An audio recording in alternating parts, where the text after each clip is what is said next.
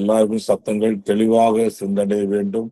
கத்துதாமே பொறுப்படுத்த வேண்டும் என்று இந்த கருத்துல ஒப்பு கொடுத்து ஜெபிக்கிறேன். ஆண்டவரை இன்னும் இதை ஜாயின் பண்ண வேண்டியவர்கள் சீக்கிரமாக ஜாயின் ஆகும்படி கர்த்தர் உதவி செய்வீராக ஆண்டவரை. அப்போட நல்ல கருத்துல ஒப்பு கொடுக்கிறேன். கர்த்தரை பொறுப்படும் தடைகளை கர்த்தர் மாற்றும் அடியார் என்ற கருத்தை நல்ல மறைத்து கர்த்தர் மகிமைப்பட ஜெபிக்கிறேன். இயேசுவின் நாமத்துல பிதாவே, ஆமென். Praise the Lord. கர்த்தர் நாமத்திற்கு மகிமை. அனைவருக்கும் ஆண்டவராகிய இயேசுவின் நாமத்தினாலே நன்றி வாழ்த்துக்களை தெரிவித்துக் கொள்ளுகின்றேன்.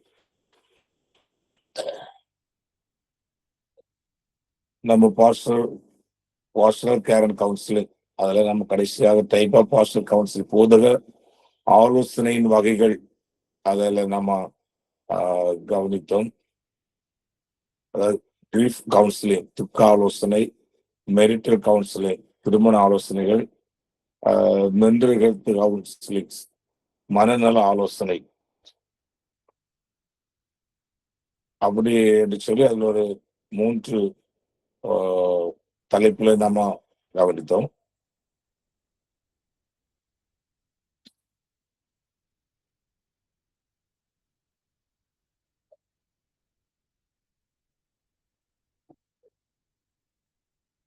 இன்னைக்கு the divine model of care,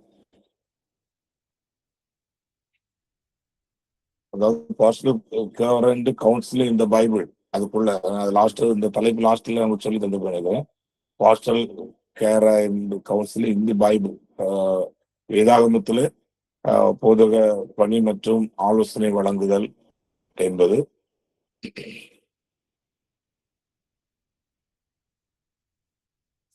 அதுல the divine model of care, தெய்வீக பராமரிப்பின் மாதிரி.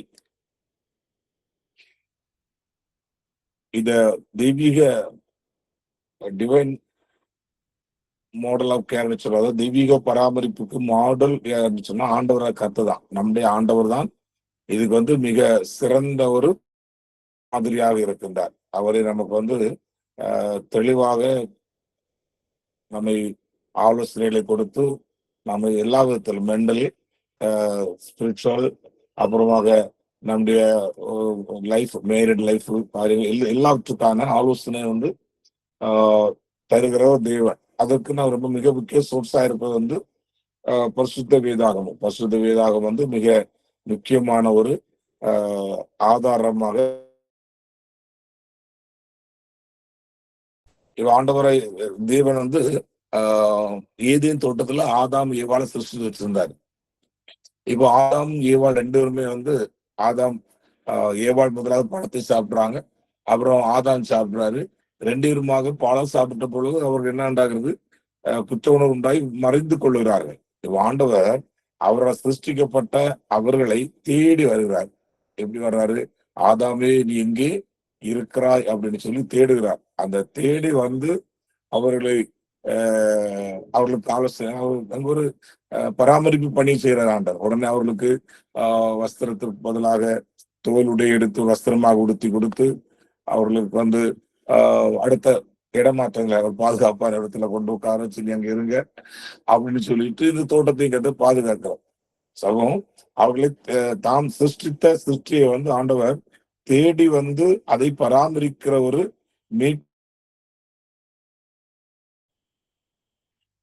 அதுல முதலாவது மீட்டெடுத்தல், ரெஸ்டரேஷன். ஆதியாகமத்துல ஆதாம் ஏவாள் வீழ்ச்சி அடைந்த பிறகு ஆண்டவர்களை தேடி சென்று முன் முயற்சி எடுக்கிறார். இது முற்றிலும் தண்டனை கொடுக்கணும் என்ற அணுகுமுறையை காட்டிலும் மீட்டெடுக்கிற அணுகுமுறையாக வெளிப்படுகிறது. அவங்க தண்டனை கொடுக்கணும், தண்டனை கொடுத்துட்டாரு, சாபம் கொடுத்துட்டாரு, தோட்டத்தை வெளியாக்கிட்டாரு. ஆனா அதை பார்க்கலும் மிக முக்கியமான பணி என்னன்னா அவங்க ரெஸ்டரேஷன் பண்றாரு. ரெஸ்டரேஷன் அதாவது ஒரு மீட்டெடுக்குதல், திரும்ப பழைய நிலைமைக்கு அவர்களை கொண்டு வர வேண்டும் என்பதற்கான முயற்சிகள். அதுக்காக ஒரு மிருகம் அடிக்கப்படுகிறது, அதற்கு தோல் எடுக்கப்படுகிறது, அது வஸ்திரமாக ஆயத்தப்படுத்தி ஆண்டவர் கொடுக்கின்றார், மீட்டெடுக்கின்றார் அவர்களை. அந்த இடத்துல அப்படியே விட்டுவிடல, இவன் விழுந்துட்டான், இவன் பழம் சாப்பிட்டுட்டான், இனிமே நினைச்ச கூடாது, நமக்கு வேலைக்கு ஆகாது அப்படின்னு சொல்லி ஆண்டவர் அவனை அப்படி தள்ளிவிடல, அவனை அங்கிருந்து எடுக்க அதுக்காக என்ன செய்றாரு, தேடி போறாரு. ஆதாமே நீ எங்கே இருக்கிறாய் அப்படின்னு சொல்லி ஆண்டவர் தேடி சென்று அவர்களை மீட்டெடுப்பதை நம்ம படிக்கிறோம். ரெண்டாவது ஹோலிஸ்டிக் ப்ரொவிஷன், முழுமையான ஒரு ஏற்பாடு. இந்த தேவனுடைய பராமரிப்பு நடைமுறைக்குரியதாகவும் சமூக அடிப்படைக்குள்ளதாக இருக்கிற, அதாவது சரீர தேவைகளை வழங்குவது முதல் ஆன்மீக வழிகாட்டுதல் வரைக்கும் அது பரவி இருக்கிறது. ஆண்டருடையான அந்த முதல் முழுமையான ஒரு ஹோலிஸ்டிக் ப்ரொவிஷன்ஸ், அதாவது முழுமையான ஒரு ஏற்பாடு, ஒரு ஆயத்தத்தை செய்யறது ஆண்டவர். என்ன செய்யறாரு, மனிதன் அவனுக்கு சமூக அடிப்படையில இவனுக்கு சமூகத்துல எப்படி வாழணும் அதுக்காக அவன் சரீர தேவையை வழங்குவது முதல் ஆத்மீக தேவை வழங்குவது வரைக்கும் அவனை பாவத்திலிருந்து மீட்டெடுத்து அவனுக்கு சரீர பிரகாரம் என்ன தேவை அவைகளையும் வழங்கி அவனை மகிமையிலே கொண்டு சேர்க்கணும், பரலோகத்தில் கொண்டு சேர்க்க வேண்டும் என்பது வரைக்கும் உள்ள அந்த திட்டங்களை ஆண்டவர் எடுக்கின்றார். அது முழுமையான ஏற்பாடு என்று சொல்லி அதை படிக்கணும். மூன்றாவது உடன்படிக்கை உறவு. கவர்னன்ட் ரிலேஷன்ஷிப். இந்த பராமரிப்பின் நோக்கம் தேவனுக்கும் அவருடைய மக்களுக்கு இடையிலான அன்பான உறவை பேணுவதற்காக மீட்டெடுப்பது. அதாவது இவங்க இப்போ தேவனை விட்டு வெளியே போயிட்டாங்க, துரத்தப்படுறாங்க. ஆனாலும் அவர்களை என்ன செய்யணும், மனிதனுக்கும் தேவனுக்கும் இடையில் உள்ள அன்பை பேண வேண்டும், அது விட்டுறக்கூடாது, அன்பு முறிஞ்சிடக்கூடாது என்பதற்காக திரும்ப அதை செய்யப்படுறாண்டவர் அதை அவர் மீட்டெடுக்கின்றார். அவர் நம்மை ரட்சித்தார். இப்ப நம்ம ரட்சிக்கப்பட்டிருக்கிறோம்.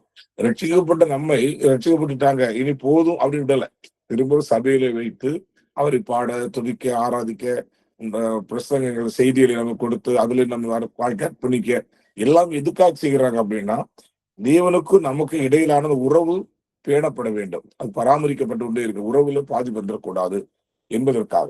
இப்போ சிலர் பாத்தீங்கன்னா ரட்சிக்கப்பட்டன்னு சொல்லுவாங்க, ஏதாவது குருசேடு, கன்வென்ஷன் மீட்டிங்ஸ் அங்கெல்லாம் சில ரட்சிக்கப்பட்டவர்களை குறித்து நம்ம பார்க்கிறோம்.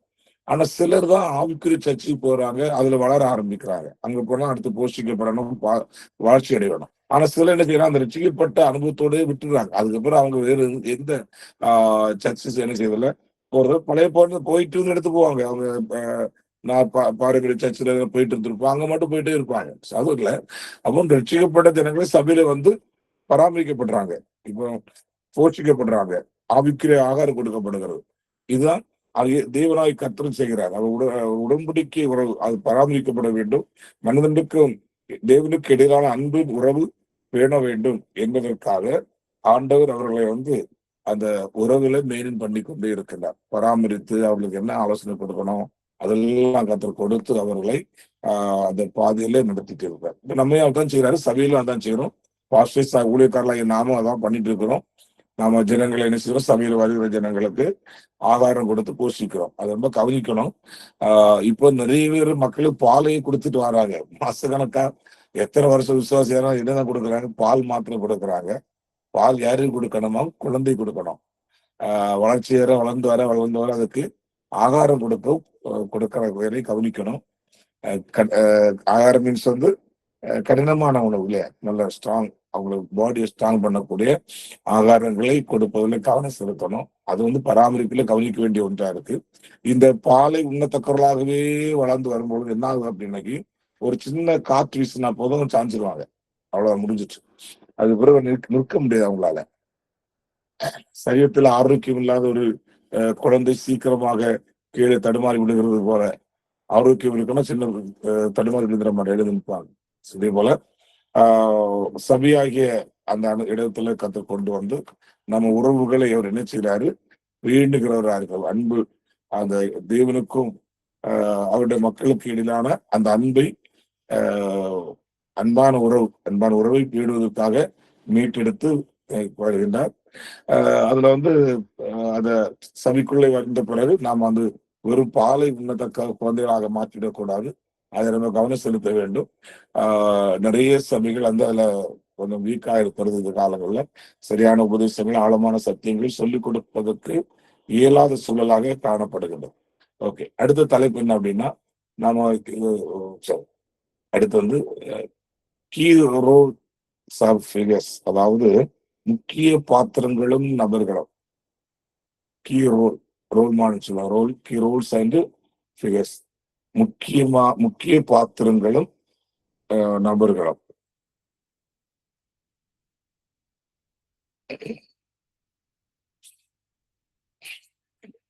ஒன்று, தீர்க்கதரிசிகள், ப்ராஃபட்ஸ், தீர்க்கதரிசிகள்.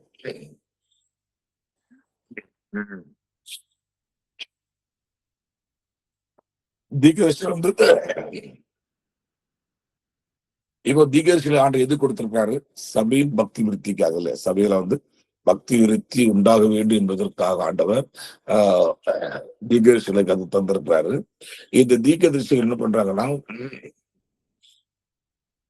தனிப்பட்ட மற்றும் சமூக நெருக்கடிகளை கையாள்வதற்காக தேவனுடைய வார்த்தையை அறிவிக்கிறது மூலமாக மத்தியஸ்தர்களாக, அதாவது முதல் வேதாகம ஆலோசகர்களாக செயல்பட்டிருக்காங்க. வேத புஸ்தகத்துல வந்து ஆரம்ப முதல் யார் அப்படின்னு கேட்டா, இந்த தீர்க்கதரிசிகள் தான் முதல் கவுன்சிலராக, ஆலோசகர்களாக இருந்திருக்காங்க. அன்றைக்கு காலகட்டங்கள்ல வந்து தனிப்பட்ட மற்றும் சமூக நெருக்கடிகள் தனிப்பட்ட நபரா இருக்கலாம். இப்போ தாவீது ராஜா, அவர் தனிப்பட்ட நபர் இல்ல, தாவீது ராஜாவா இருக்கலாம். அவருக்கு தனிப்பட்ட முறையில அவர் தப்பு பண்ணோட அவருக்கு போயிடுச்சு ஆலோசனை கொடுக்குமாறு. ரெண்டாவது, சமூக பிரச்சனை, ஒரு யுத்தம் காரியம் வருகிறது, அல்லது தேசத்துல பஞ்சம் வர இருக்கிறது, அதுக்கு முன்னேற்பாடு என்ன செய்ய வேண்டும், அல்லது அடுத்த நாட்டுக்கார யுத்தத்து வரை தீர்க்கதரிசனால ஒரு தேவன் அந்த வார்த்தையை பெற்றுக்கொண்டு அறிந்து முன் அறிவிக்கிறார்கள். அவன் ஒரு தனிப்பட்ட மற்றும் சமூக நெருக்கடிகளை கையாள்வதற்காக தேவனுடைய வார்த்தையை அறிவிப்பதன் மூலமாக மத்தியஸ்தர்களாக, அவங்க யாரா இருக்க ஒரு மத்தியஸ்தர்களாகவும் முதல் வேதாகம ஆலோசகர்களாக செயல்பட்டு இருக்காங்க. முதல் ஃபர்ஸ்ட் பிப்ளிக்கல் கவுன்சிலர்ஸ், அவங்க யார்? மீடியேட்டர்ஸ் அண்ட் ஃபர்ஸ்ட் பிப்ளிக்கல் கவுன்சிலர்ஸாக அவர் இன்னைக்கு செயல்பட்டிருக்கிறார்கள். அதாவது இந்த அவர்களுக்கு ஒரு 3 காரியங்கள், 2 காரியங்கள் வந்து முக்கிய கவனம் செலுத்தினாங்க. ஒன்று, பாவத்தை எதிர்கொள்ளுதல் காரியம், பாவத்தை எதிர்கொள்ளுற விஷயங்கள் என்ன சொல்றாங்க, கவனம் செலுத்தினாங்க. அதாவது ராஜாவாக இருக்கலாம், அல்லது இஸ்ரவேல் ஆசாரிய குடும்பத்தை சார்ந்ததாக இருக்கலாம், யாராக இருந்தாலும் அந்த இஸ்ரவேல் மக்கள் வந்து பாவத்தை எதிர்கொள்ளுகிற காரியத்துல அவர்கள் வந்து கவனம் செலுத்தினாங்க. உதாரணமாக உபாகமத்துல பாத்தீங்கன்னா நியாயப்பிரமாண சட்டங்கள் எழுதி கொடுத்திருக்காங்க இல்லையா, அந்த சட்டங்களை எழுதி கொடுத்தப்பட்டவர்கள் அதன் அடிப்படையில அவர் மனதுக்கான அழைப்பை விட்டிருக்காங்க. நியாயப்பிரமாணம் சொல்லப்பட்டிருக்கிறபடி நீங்கள் வாழணும் என்ற அழைப்பு கொடுக்கப்பட்டிருக்கிறது தீர்க்கதரிசிகள் மூலமாக. அப்படி தீர்க்கதரிசிகள் வந்து தனிப்பட்ட மனு சமூக நெருக்கடியை கையாள்வதற்கு தேவனுடைய வார்த்தை அறிவிப்பது மூலம் மத்தியஸ்தராகவும் முதல் வேதாகவும் ஆலோசகராகவும் ஃபர்ஸ்ட் பிப்ளிக்கல் கவுன்சிலர்ஸாகவும் அவங்க செயல்பட்டிருக்காங்க. அதுல 2 காரியத்துல அவர்கள் கவனம் செலுத்துறாங்க. நம்பர் 1, பாவத்தை எதிர்கொள்கிற விஷயத்துல, பாவத்தை எதிர்கொள்கிற காரியத்துல சொல்றாங்க, ரொம்ப கவனம் செலுத்தினார்கள். அதுக்காக நியாய பிரமாணத்தை கண்டிப்பாக பாவத்தை கை கொள்வதற்கு பிரமாணத்தை முக்கியப்படுத்தினார்கள். இப்ப தாவீது பாவம் செய்த பொழுது அந்த பிரமாணம் அவர்களுக்கு தெரிகிறது. அதன் அடிப்படையில் அவர் பிரிச்சுறாரு, தீர்க்கதரிசி ஆண்டவர் சொல்லி அனுப்புறாரு, போய் கடிந்து கொண்டு அதை சரிப்படுறாரு. 2வது, நம்பிக்கை வழங்குதல். இத வந்து ப்ரொவைடிங் ஹோப், நம்பிக்கை வழங்குதலை, நம்பிக்கை உருவாக்குற விஷயத்துல கூட இந்த தீர்க்கதரிசிகள் வந்து அன்னைக்கு கவனம் செலுத்தினாங்க. இப்போ எதிர்கால ரட்சிப்பு, அந்த நம்பிக்கை வழங்குதல்னா ரட்சிப்பு பொறுத்த எதிர்காலத்தை நோக்கிய ஒரு அறிவிப்புகள் மூலமாக தனிநபர்களை பலப்படுத்தினாங்க. இது வந்து சில நேரங்களில் நம்பிக்கை அற்று போயிருப்பாங்க, தீர்க்கதரிசி மூலமாக அவர்களுக்கு தைரியப்படுத்தி அவர்களுக்கு ஒரு ரட்சிப்பு விடுதலை இருக்கு, எதிர்கால நம்பிக்கை இருக்கு அப்படின்னு சொல்லி அவருடைய தனிநபர்களை பலப்படுத்தி இருக்காங்க. நம்பிக்கை இல்லாத சூழல்ல தைரியப்படுத்திருக்காங்க. இப்ப சில நேரங்கள்ல சில தேசத்தை வந்து அந்நிய ராஜாக்கள் சூழ்ந்திருப்பாங்க.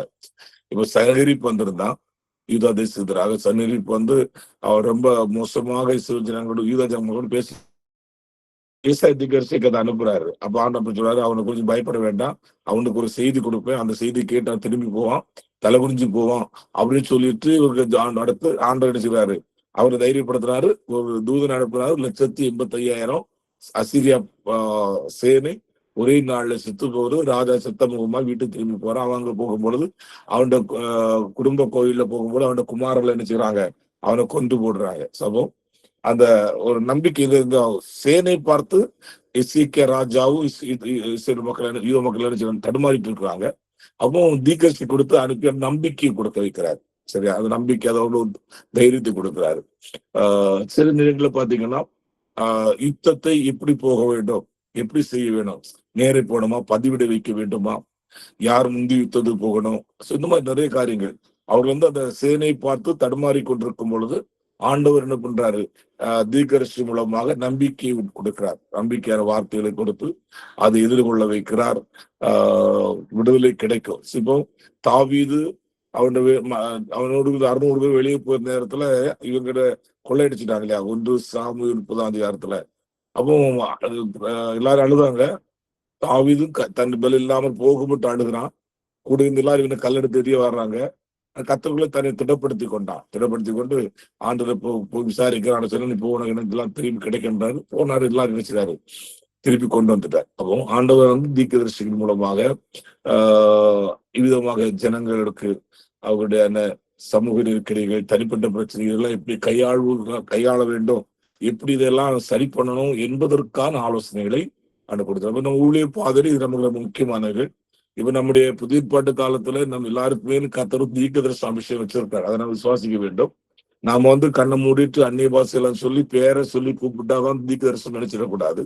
கர்த்தர் நம்ம பாட்டு ஆர்வம் நடத்தும் பொழுது நம்முடைய செய்தி நிறங்கள்லாம் தீர்க்கதரிசனம் வார்த்தை தருகிறார். அதை நம்ம விசுவாசிக்க வேண்டும். சோ அப்போ அந்த வகையில நம்ம எல்லாரும் கதை தீர்க்கதரிசன பணிகளை ஊழியத்தை நம்ம நினைச்சுக்காரு தந்து நம்ம பழைய பாட்டு தீர்க்கதரிசி போறோம்ல, அதுக்கு கொஞ்சம் அவங்க என்ன செய்வாங்க, கரெக்டா போய் நீ அந்த மனுஷன் அப்படின்னு நேருக்கு சொன்னாங்க. அந்த அளவு தீர்க்கதரிசி தெய்வத்தின் வார்த்தை நீடிப்பிட்டு இருந்தாங்க. நம்ம அந்த அளவு பெற்றுக்கொள்ளவில்லை என்றாலும் கர்த்தர் நம்ம தேவைக்கு பயன்படுத்துற, அது உண்மை. அதுல மாற்று கருத்து கிடையாது. எல்லா ஊழியக்காரர்ல எந்த ஊழியக்காரர் ஒவ்வொரு வாழ்க்கையிலும் ஆண்டவர் அவர்களுக்கு சில விஷயங்கள் இப்படி ஆண்டவர் செய்யதான் செய்யறார்.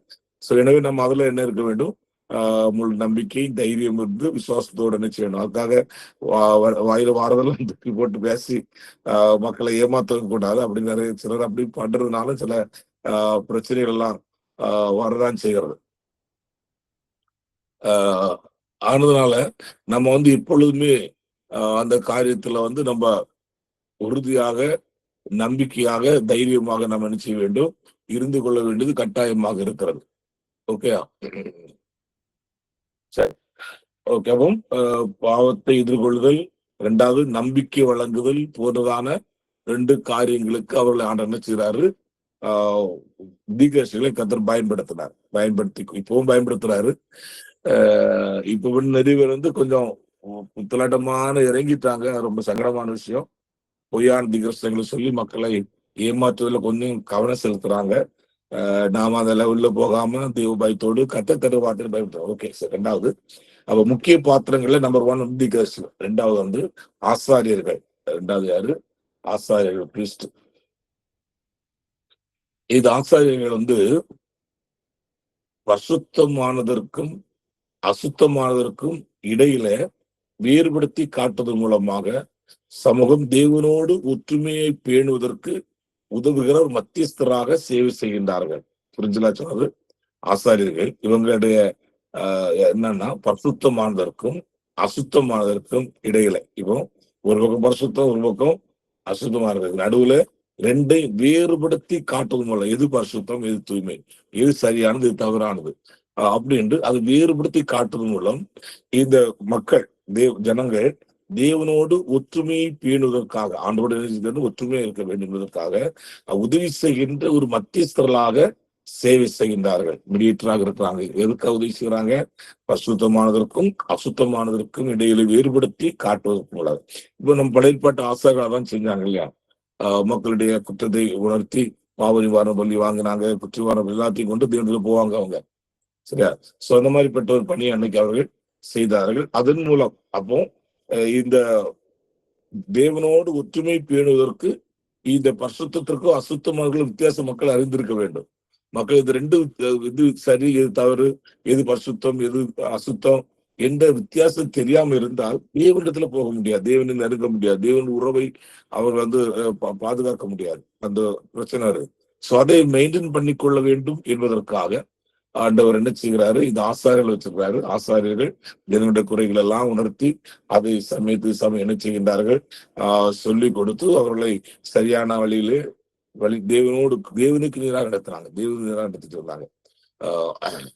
அதோடு கொடுக்கப்பட்ட மிக முக்கியமான ஒரு பணியா இருந்துச்சு. அப்போ தீர்க்கதரிசிகளோட பணி ஒரு விதமாக இருக்கிறது, ஆசாரியர்கள் டிஃபரெண்டா இருக்கு. ஆசாரியர்கள் பரிசுத்தமானது அசுத்தமானதுக்கு இடையில் உள்ளதான அது இடையை வேறுபடுத்தி காட்டி அது மூலம் சமூகம் ஜனங்கள் தேவனோடு ஒற்றுமை பேண வேண்டும், தேவனோடு ஒற்றுமையா இருக்கணும். தேவனுக்கு அவர்களுக்கு இடையில எந்த பிரிவும் இருந்துடக்கூடாது. அதுக்கு உதவக்கூடிய ஒரு மத்தியஸ்தர்கள், ஹெல்ப் பண்ணக்கூடியவர்களாக இந்த ஆசாரிகள் இருந்தாங்க. அடுத்து ஞானிகளும் ஞான இலக்கியங்களும் லிட்ரேச்சர், ஞானிகளும் ஞான இலக்கியங்களும். அன்னைக்கு இந்த ஞானிகளும் ஞான இலக்கியங்களும் பைபிள்ல இந்த ஞானி என்று நம்ம அறிவது யாரு அப்படின்னா சாலோமன் ஒரு நல்ல ஞானியா இருந்தார். அவருடைய ஞானங்கள், அந்த நீதிமொழிகள் என்பது ரொம்ப சிறப்பானவைகள், ரொம்ப கருத்தாழம் உள்ளவைகள். மனுஷன் வாழ்வா சிறு குழந்தையிலிருந்து சாகுற வரைக்கும் உள்ளது அனைத்துக்கும் அவர் என்ன செஞ்சாரு, வசனம் எழுதிட்டார், ஆலோசனை எழுதிவிட்டாரு. வாலிபத்துக்கு, நடுத்தர வயதுடையவர்கள், முதியவர்கள், சாக போற இருக்கிறவர்களுக்கும் பிரசங்க கடைசியாக கொண்டு எழுதிட்டாரு. அப்புறம் இதெல்லாம் கையெல்லாம் நடுங்கிறதுக்கு முன்னாடி செஞ்சாரு, அப்படி வந்துரு அப்படிங்கிறாரு. சமோ ஞானிகளுடைய அவர்களும் அவருடைய இலக்கியங்களும் ரொம்ப ஒரு முக்கியத்துவம் வாய்ந்ததா இருக்கிறது. அதாவது மனிதர்கள் நடைபெற ஆலோசனை பெற்றுக் கொள்வதற்கு நடத்தைகள், தங்களுடைய நடத்தைகளுக்கான நெறிமுறைகளை நிறுவினாங்க. ரொம்ப இப்படியா இருக்கணும், இப்படி இருக்கக்கூடாது என்பது இந்த இலக்கியங்கள் மூலமா கொண்டு வந்தாங்க. அவர் வாழ்க்கையை அர்த்தமுள்ளதாக்குவதற்கான, வாழ்க்கை அர்த்தமுள்ள வாழ்க்கையாகணும், அதுக்கான நடைமுறை ஆலோசனைகளை வழங்கினாங்க. ஒரு மனுஷனோட வாழ்க்கை அர்த்தமுள்ளதா இருக்கணும், அர்த்தமற்ற வாழ்க்கை. அதான் அந்த நீதிமொழி படிச்சீங்கன்னா கரெக்டா துன்மார்க்கனதோ அவங்க கத்திர பயப்படணும், இது இருக்கு, தவப்பண்ணு கீழ்ப்பண்ணு, தாயை கீழ்ப்பண்ணு, அதை ஆலட்சியம் பண்ணக்கூடாது, அது போதுன தவப்பண்ணு போதனை தள்ளாது. அந்த பாத்தீங்களா நடைமுறை ஆலோசனைகள் அது இப்படி நிறைய நினைச்சிருக்காரு. நடைமுறை ஆலோசனை கத்தருக்கு பயப்படுறதுலேயே ஞானத்துக்கு ஆரம்பம்.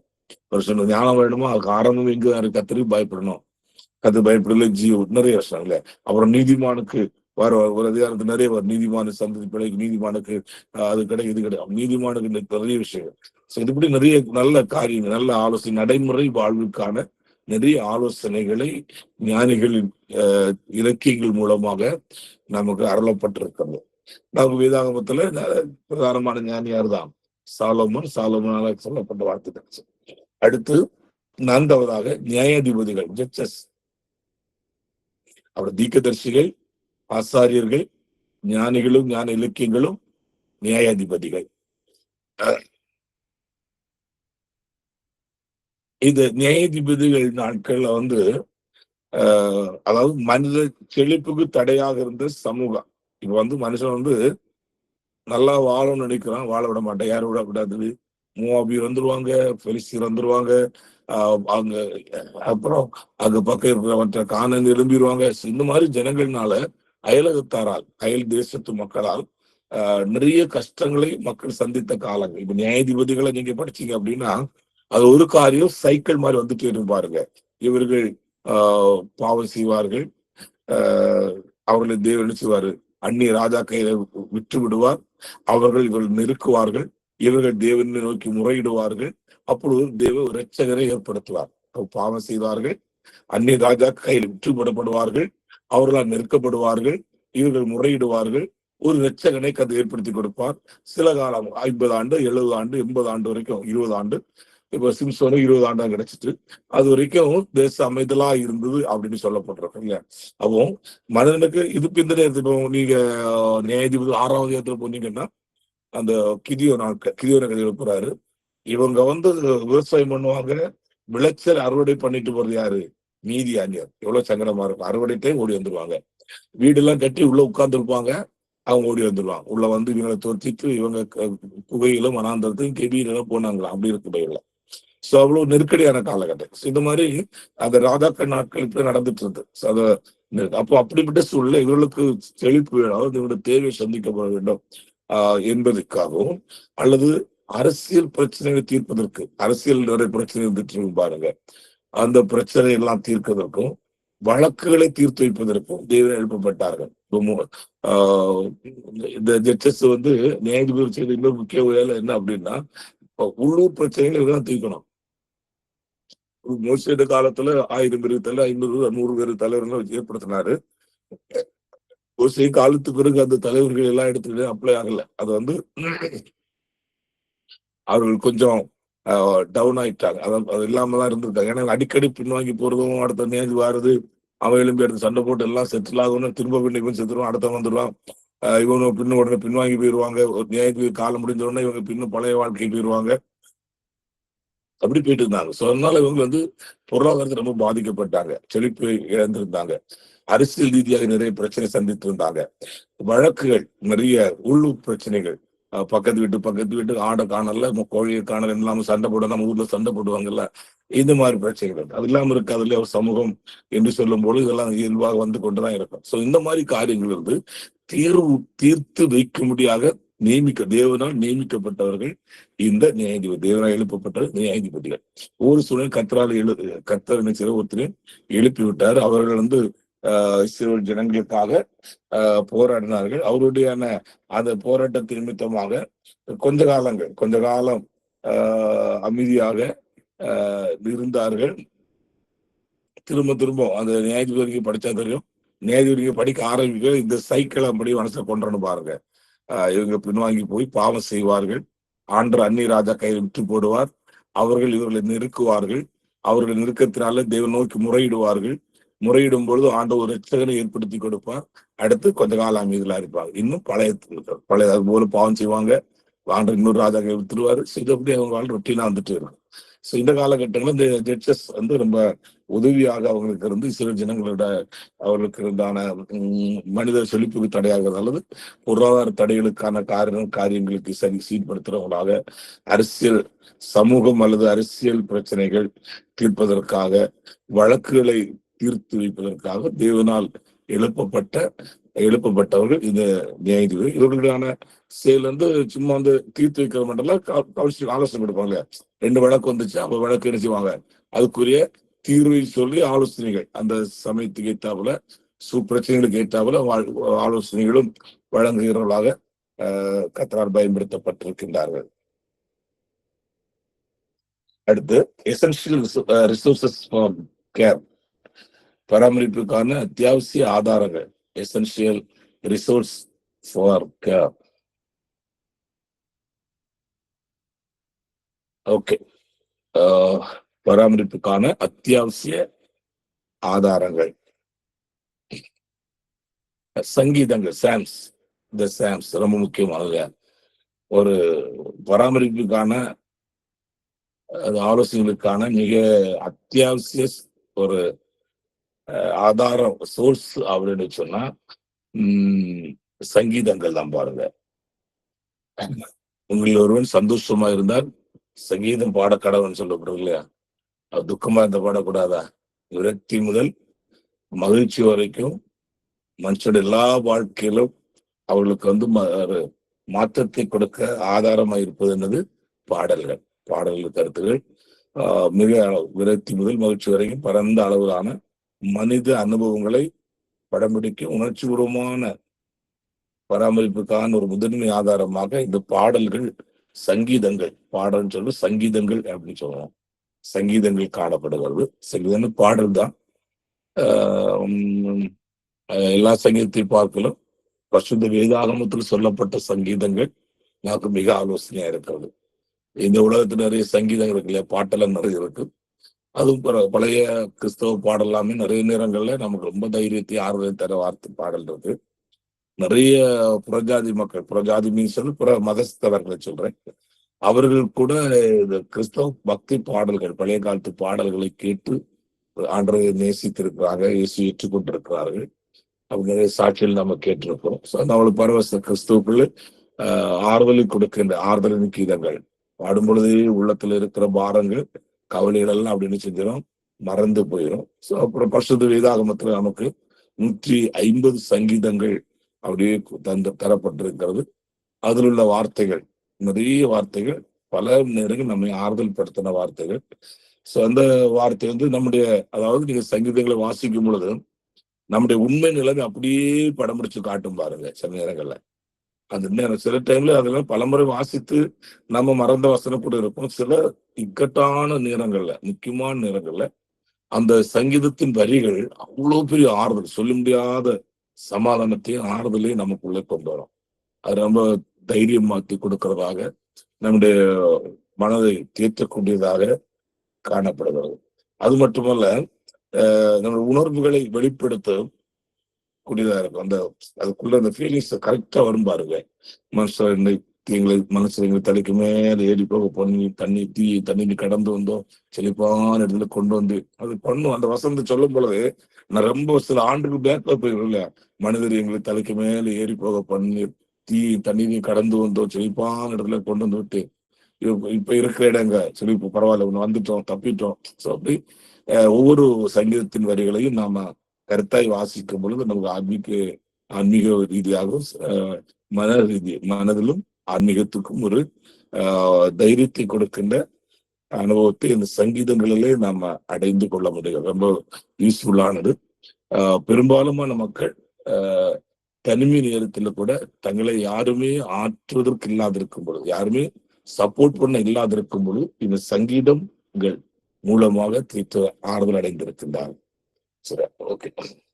இரண்டாவது, இந்த பராமரிப்புக்கான அத்தியாவசிய ஆதாரங்கள்ல இரண்டாவது ஒன்று என்னன்னா தோரா.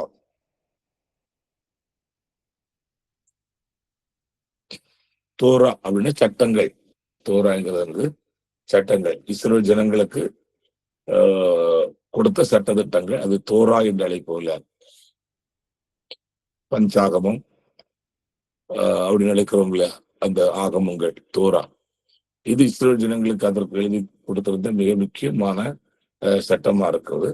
இந்த தோராவை பேஸ் பண்ணிதான் அன்னைக்கு பழைய ஏற்பாட்டு மக்களுக்கு ஆலோசனை வழங்கப்பட்டது. பழைய ஏற்பாட்டு மக்கள் ஆலோசனை பெற்றுக்கொள்வதற்கு இந்த தோரா சட்டம், இந்த சட்ட நூல் அவங்களுக்கு ரொம்ப முக்கியமான பங்கு வகித்து இருக்கிறது, நாம் அறிந்திருக்கின்றோம். அப்போ இது நம்ம ஆலோசனை வழங்குவதற்கான ஒரு தார்மீக மற்றும் நெறிமுறை கட்டமைப்பு வழங்குறது. சரியான ஒரு ஆவிக்குரிய நெறி, நல்ல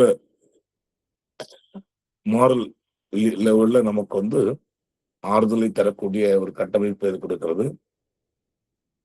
அது மட்டுமல்ல, 3 முக்கிய காரியங்களுக்கு வழிகாட்டுகிறது. ஒன்று நீதி. இது தோரா சட்டத்தை படிச்சீங்கன்னா நீதிக்கான வழி, எது நீதி எது அநீதி என்பதற்கு தெளிவாக படிக்கிறோம்.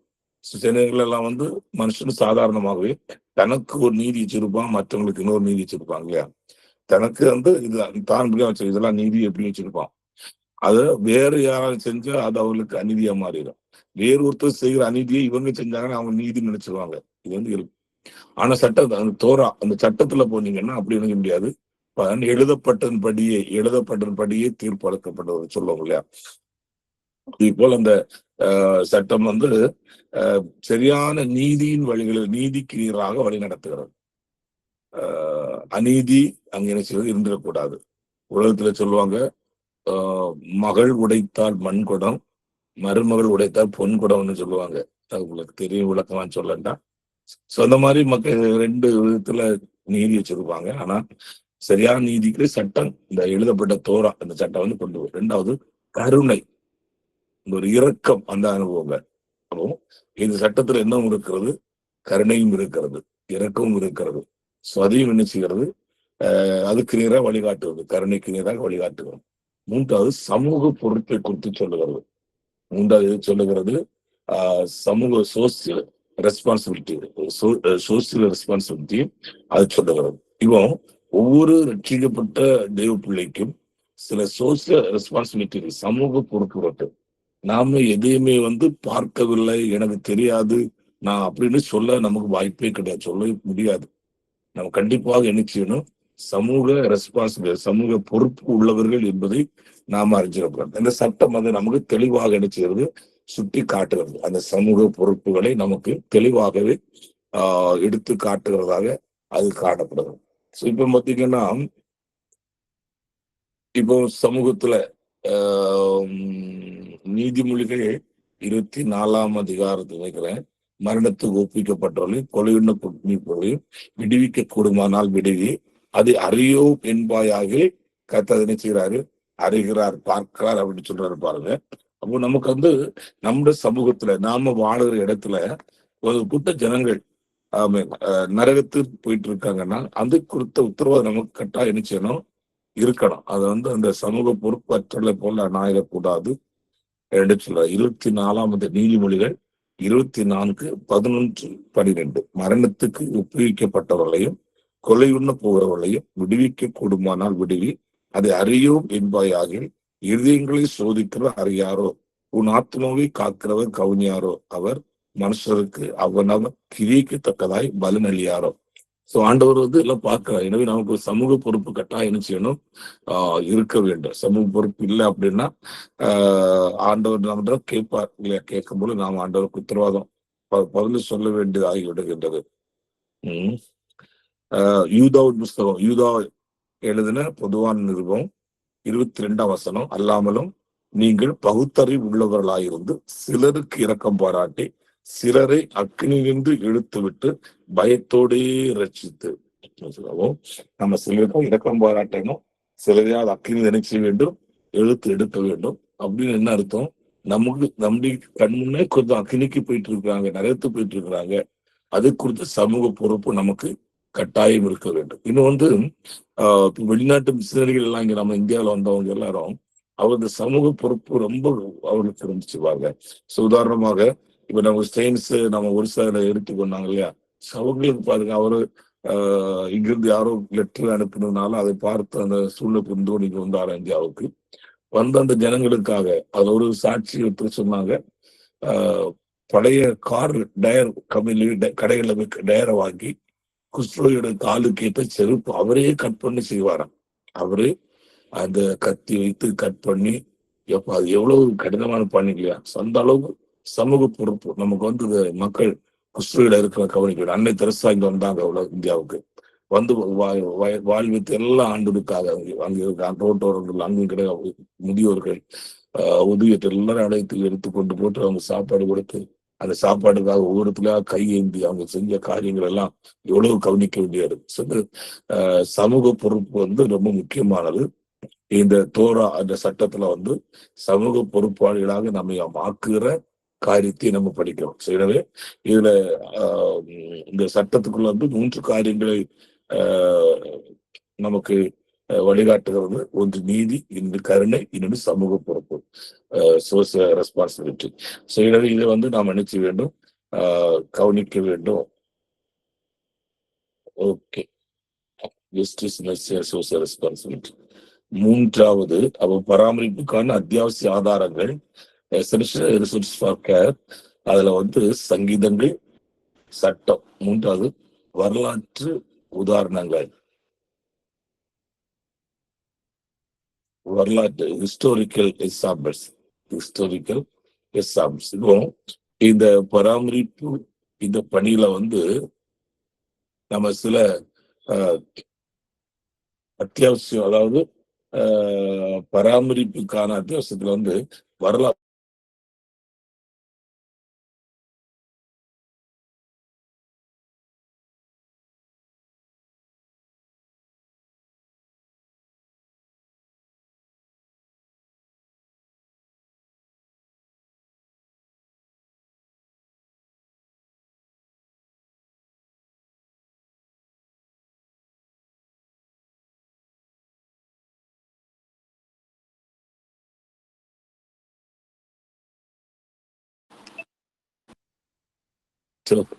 கால் பண்ணிட்டு இருக்காங்க.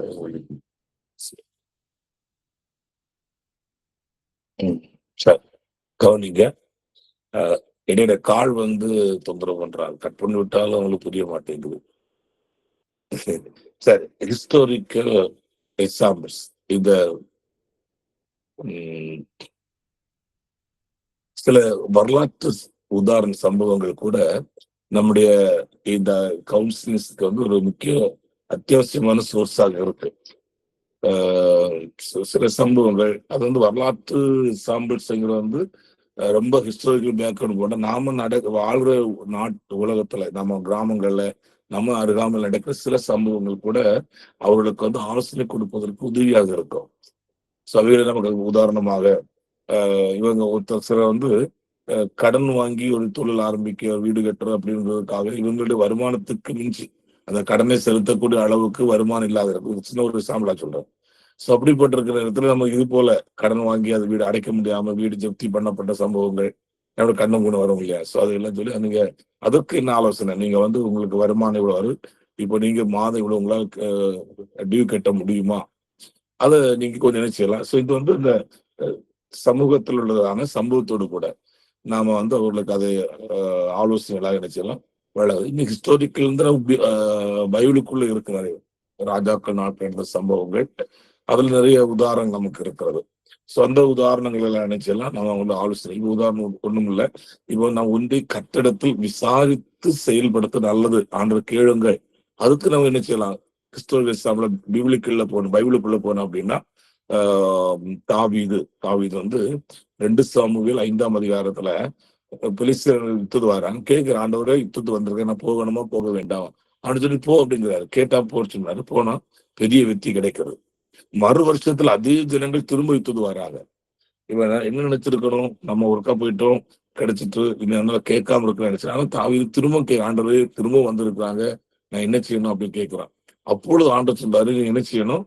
பழைய மாதிரி போகாம நீ பதவி இருக்கிற ஆட்களை வைக்க வேண்டும். முசுக்கட்டை செடி இறைச்சலி கேட்க அப்படி பாய்ந்து போகணும். ஒரு யுத்தத்துக்கான ஒரு புதிய மெத்தேடை சொல்லி கொடுக்குறாரு.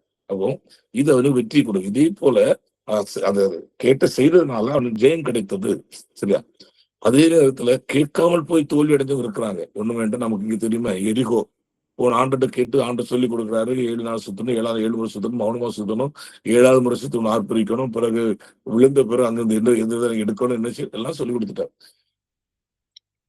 யோசுவா புஸ்தகம் 7ஆம் அதிகாரத்துல வரும்பொழுது ஆயிப்பட்டணம் யோசுவா என்ன பண்றாருன்னா அவருக்கு விருப்பத்து 2 பேரை வேவு பார்க்க அனுப்புறாரு. போனாங்க, போயிட்டு வந்துட்டாங்க.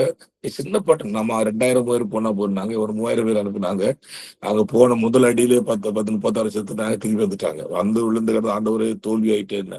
அப்போ ஆண்டு சொல்றாரு, எலும்பு விஷயம் இருக்கு அப்படின்னு சொல்றாரு இல்லையா? ஆகா நாங்க திருடுதான் இல்லையா அந்த சம்பவம். ஓகே, இப்போ அப்போ கேட்டு தேவனுடைய சித்தத்தை அறிந்து போகும் பொழுது நமக்கு ஆண்டு ஆலோசனை கொடுக்கிறார் என்பதையும், கேட்காமல் போகின்ற தோல்வியினை செய்யலாம். இந்த வேதாகமத்தில் இருக்கிற இதுல சரித்திர உண்மைகள் அந்த உதாரணத்தோடு என்ன செய்யலாம்? ஆலோசனைகள் கொடுக்கலாம். ஆலோசனை கொடுக்கும் பொழுது அந்த மக்கள் ஒரு காரியத்தை செய்கிறதுக்கு முன்பாக தேவனுடைய ஆலோசனை பெற்றுக் கொள்ள வேண்டும். இப்போ குடும்பங்கள் விசுவாச குடும்பங்கள்ல வந்து விவாகத்துக்கு பிள்ளைகளுக்கு கணவன் ஆண் பையனை மணமகன் பார்க்கும் பொழுதும் மணமகளை பார்க்கும் பொழுதும் பெரிய தடுமாற்றம், பெரிய குழப்பமா இருக்கு. அதிகபட்சமான ஒரு ஆவிக்குரிய காரியத்தை முக்கியத்துவம் கொடுக்குற பிள்ளைகள் ஆவிக்குரிய பிள்ளைகளா, ஜெபிக்கிறவங்களா இந்த மாதிரி விசாரிப்பது குறைவு. பையனுக்கு நல்ல ஒரு 1,00,000 குறைஞ்ச சம்பளம் இருக்கணும். நம்ம இந்தியாவுக்குள்ள, வெளிநாட்டுல போனா அது மேல 1,00,000 சம்பளம் இருக்கணும். அப்புறம் தனியா வீடு இருக்கணும். இப்ப கொஞ்சம் பேர் மாமியார் இருக்கக்கூடாது.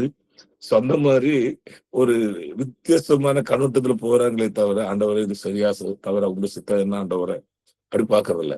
நிறைய பெண்கள் இதனால சில பெண்களுக்கு வந்து விவாகம் ரொம்ப லேட் ஆகும். காரணம் என்னன்னா அவங்க வந்து பெரிய ஒரு எக்ஸ்பெக்டேஷன்ல இருக்கிறாங்க. பையனுக்கு வந்து இத்தனை அளவு சம்பளம் கிடைச்சுதான் ஆகணும், அப்படிதான் என் பொண்ணு படிச்ச படிப்பு லெவலில் வரணும். இதெல்லாம் வந்து சிலவற்றை கவனிக்கணும், வேண்டாம்னு சொல்லவில்லை. அதே நேரத்துல தேவனிடத்தில் விசாரித்து தேவ சித்தத்தை அறிந்து செய்யும் பொழுது லாபமோ நஷ்டமோ, நம்ம எதிர்பார்த்த படிப்பு பையனுக்கு இல்லாம இருக்கலாம், பொண்ணுக்கு இல்லாம இருக்கலாம், எதிர்பார்த்த அளவு அங்க பணம் இல்லாம இருக்கலாம், நல்ல வேலை இல்லாம, ஆனாலும் கர்த்தர் எங்களை போஷிப்பார் நடத்துவார் என்ற அந்த ஒரு உணர்வோடு கூட செய்து வைத்தா ஈஸியா இருக்கும். அப்போ இந்த மாதிரி சில விஷயங்கள்ல வந்து தேவனுடைய ஆலோசனை இல்லாம மனுஷ ஆலோசனை கேட்டு போறவர்கள், தேவட ஆலோசனை காத்திருக்காத அனுபவம், தங்களுக்கு மனதில் விரும்புற அளவுல பையனோ பொண்ணோ அமைந்து விட்டா இது தேவ சித்தான்னு ஒரு அவசர செலவு செய்யறாங்க. அது தவறி போனா சோர்ந்து ஐயோ வந்து நல்லது வந்து போயிட்டுன்னு சொல்றாங்க. நிறைய ப்ராப்ளம்ஸ் இருக்கு. அப்போ இவங்களுக்கெல்லாம் சில வரலாற்று உதாரணங்கள் இல்லையா, பல இடங்கள் நடந்த அனுபவங்கள், இந்த காரியங்கள் எல்லாம் சில உதாரணமா எடுத்து கொடுத்து அவர்களை ஆலோசித்தல் ஆலோசனை வழங்குதல் ரொம்ப சிறப்பானதாக இருக்கு. ரொம்ப முக்கியமான சம்பவம் இது, வரலாற்று உதாரணங்கள் என்று சொல்றது. இன்னும் இந்த வேதாகமத்துக்கு வெளியில கூட நிறைய சொல்றோம். பாபிலோன் நேபாத் நேச்சர் பைபிளும் இருக்கு. ஆனா வெளியே அவன் உலக சரித்திரத்திலும் புகழ் பெற்றவன். உலக 7 அதிசயம் ஒண்ணு வச்சிருந்தான். அவனுக்கு பாருங்கன்னா 4ஆம் அதிகாரத்துல போகும்பொழுது ஆண்டவர் அவனுக்கு என்ன செய்யறாரு எல்லாம் சொன்னாரு. 12 மாசம் தாண்டோன்னா அவன் மேல போய் நிக்கிறான், மொட்டை மாடியில தொங்கு தோட்டத்துக்கு மேல போயிருப்பான் போடுற. அதெல்லாம் இதுதான் கட்ட மகாபாபு நல்லவான்னு சொன்னான். உடனே மேண்டு சத்தம் வந்து விட்டது. நீ மனுஷனுக்கு தள்ளப்பட்டு விட்டாய், பனியில நினைப்போல மிருகத்தை போல புல்லமைவாய் அப்படின்னு அவனுக்கு சத்தம் வருகிறது. சம்பவம் அதுல நான் கட்டுனது அல்லவா என்று சொல்றேன் பாத்தீங்களா, அந்த மேட்டுமையான சிந்தை. இது நமக்கு உதாரணத்துக்கு ஒரு மேட்டுமையா பேசுறான்னு பாருங்க. மேட்டுமைக்கு இடம் கொடுக்காதீங்க. கத்தரால் தரப்பட்டது, கத்தருக்கு தந்து அனுபவிக்கிறோம். அந்த மாதிரி நம்ம டீச் பண்றது அவசியமா இருக்கு. ஸோ இப்படி வரலாற்று உதாரணங்கள் பராமரிப்புக்கான அத்தியாவசியமான ஆதாரங்கள்ல ஒன்றாக காணப்படுகிறது. அடுத்து 4வதாக எத்ரோ மற்றும் மோசே. எத்ரோ யாரு? மோசைக மாமனார். அவங்களோட ஆலோசனை வழங்கு சுமையை பகிர்ந்து கொள்ள உதவியாளர்களை நியமிக்க ஒரு ஆலோசனை கொடுக்கிறார். எத்தனை வந்தாரு, மாமனார் மருமகனை மகளை பார்க்க வந்தாரு. இங்க பார்த்தா இவர் காலையில போய் உட்கார்ந்தாரு. எங்க நியாயஸ்தானத்துல உட்கார்ந்தா ராத்திரி வரை உட்கார்ந்துட்டே இருக்கிறாரு. சாப்பிட்றாரா தண்ணி குடிச்சாரான்னு தெரியல. இதை கவனிச்ச மாமனாரு ஒரு ஆலோசனை கொடுக்குறாரு இல்லையா. நம்ம யாத்திராகவும் 18வது இதில் படிக்கிறோம். அதுக்காக நினைச்சீங்க 1000 பேருக்கு ஒரு தலைவர், 100 பேருக்கு தலைவர், 50 பேருக்கு தலைவர், 10 பேருக்கு தலைவர் ஏற்படுத்திக்கோங்க. அதுல அங்க தீர்க்கட்டும். அங்க இந்த 1000 பேர், 50, 100 அவர்கள் தலைவர்கள். அவங்களால முடியாத காரியத்தை மாத்திரம் நீர் பாடுறோம் அப்படின்னு சொல்லி ஒரு ஆலோசனை நினைச்சாரு, கொடுத்துட்டு போனாரு. இது ஒரு சமூக பராமரிப்புக்கான ஒரு மாதிரியை அவர் எஸ்டாப்ளிஷ் பண்ணிட்டு போறாரு பாருங்க. ஒரு மிக முக்கியமான ஒரு மாடலாக அது காணப்பட்டு கொண்டே இருக்கிறது.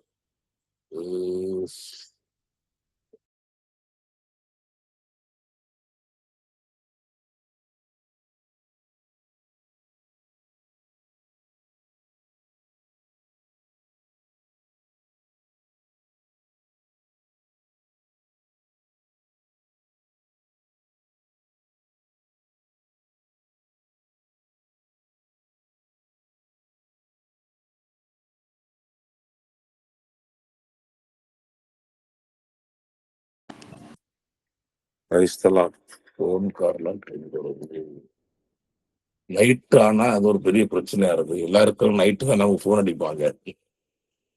ஒரு 7-8 காலம் வந்தாச்சு சார். ஓகே சரி. அப்ப மோஸ்ட்லி இத்ரோ அந்த செயலானது ஆலோசனை சுமையை பகிர்ந்து கொள்ள சுமைகளை பகிர்ந்து கொள்ளுதல். ஒருத்தர் இப்ப நம்ம ஸ்தாபனத்துல நம்ம தலைமை பாஸ்டர் பொறுப்படுத்தவரை இன்னொன்று போர்டு இருந்து 12 டிபார்ட்மெண்ட்ஸா மாத்திரு, 12 போர்டா பிரிச்சு, கொஞ்சம் துணை ஊழியர்கள். இதுல என்ன ஆகுது, இன்னைக்கு தலைவருடைய பொறுப்பு என்ன செய்கிறது, அப்படியே அது குறைஞ்சிச்சு. அங்க அடுத்து பாத்தீங்கன்னா சென்ட்ரல் பாஸ்டர்ஸ், அடுத்து டிஸ்ட்ரிக்ட் பாஸ்டர் ஆகிட்டாரு. இன்னும் கொஞ்சம் சும்மா அவருக்கு குறைகிறது. இங்க அடுத்து ஸ்டேட் லெவல்ல வரணும்னு அவங்க அடுத்த பிளான் வச்சிருக்காங்க. ஸோ அப்போ இன்னும் என்ன, அவர் சுமை குறைக்கப்படுவது. இந்த சுமையை பகிர்ந்து கொள்ளுதல் ரொம்ப முக்கியமானது. அதற்கான உதவியாளர்களை நியமிப்பதற்கு எப்படிப்பட்ட உதவியாளர் இருக்க வேண்டும் அது என்பது நியமிக்கும்படியாக இத்ரோ மோசைக்கு ஆலோசனை வழங்கி இருக்கிறார். அந்த ஆலோசனை அவர் அக்செப்ட் பண்ணாரு, அதை செய்தாரு. அது அவருக்கு நல்ல பலனை கொண்டு வந்தது அப்படின்னு சொல்லி நம்ம படிக்கின்றோம். இன்னொருத்தர் ஒரு சம்பவம், நெகேமியாவும் எஸ்ராவும். நெகேமியாவும் எஸ்ராவும் இவங்க என்ன பண்றாங்க அப்படின்னா, ஜெபம் மற்றும் ஒழுங்கமைப்பு மூலமாக சட்டத்தை பொதுவிலே வாசித்தாங்க. நீங்க படிச்சா தெரியும், இஸ்ரா நெகேமியா படிச்சா தெரியும். அந்த அவங்களோட லா, அந்த பிரமாணம் சட்டம் அதை வந்து பப்ளிக் முன்ன ரீட் பண்ணுவாங்க. அந்த மக்கள் எல்லாரும் எழுந்து நின்று அதை கவனமா கேட்டு வாசித்து உடனே அதன்படி செய்யும்படி என்ன செய்வாங்க, ஒப்பு கொடுக்குறாங்க. ஸோ அது ஒரு விதமான ஒரு ஆலோசனை. பொதுவாக எல்லாரையும் ஒன்றாய் கூட்டி வைத்து அவர்களுக்கு ஆலோசனைகளை, ஆன்மீக வழிகாட்டுதலை வெளிப்படுத்துதல். அது வந்து நம்முடைய கூடுகைகளை சபை கூடுகள் அதுல நம்ம செய்யறது சில நேரங்கள் பிரசங்கம், சில நேரங்கள் ஆலோசனையா தான் இருக்கும்.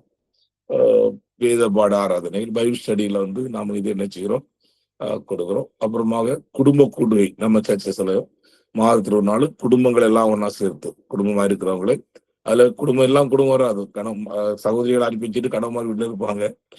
யார் வாரங்கள்லாம் என்ன செய்யலாம், சிங்கிளா வந்தாலும் ஜோடியா வந்தாலும் சரி, அவங்களை உட்கார வச்சு குடும்பங்களுக்கான நம்ம கொடுத்து வர்றோம். எல்லா சபைகளும் மேக்சிமம் இல்லாததை நாம செய்து வருவோம். அவர்களுக்கு வேத அறிவுக்கான காரியங்களும், வேத வினாக்கள், அந்த மாதிரி காரியங்கள் ஒவ்வொருத்தரும் வித்தியாசம். திரும்ப பொதுவான குடும்பங்களுக்கான ஒரு ஆலோசனை, ஒரு 15-20 நிமிஷம் ஒரு ஆலோசனையும் கொடுத்து அனுப்பி குடும்பங்களுக்கான ஜெபங்கள் இடத்துல இதெல்லாம் வந்து மிக முக்கியமானது. ஸோ அது நெகேமியாவும் இஸ்ராவும் என்ன பண்றாங்கன்னா, அந்த மாதிரி எல்லாரையும் உட்கார வைத்து அவர்களுக்கு வந்து ஆவிக்குரிய வழிகாட்டுதலுக்காக, ஆன்மீக வழிகாட்டுதலுக்காக சட்டத்தை, அவங்களுடைய தோரா சட்ட நூல், நியாயப்பிரமாணம் அதை வாசிக்கிறார்கள். வாசித்து அவர்களுக்கு வந்து தெளிவுபடுத்துகிற ஒரு அழகான பணியவர்களுக்காக செய்தார்கள். இப்படி பராமரிப்பு அத்தியாவசிய ஆதாரங்கள், அதாவது எசென்ஷியல் ரிசோர்ஸ் பார்க்க என்று சொல்லும் பொழுது அதுல வந்து சங்கீதங்கள் ரொம்ப எசென்ஷியல் ஆனது.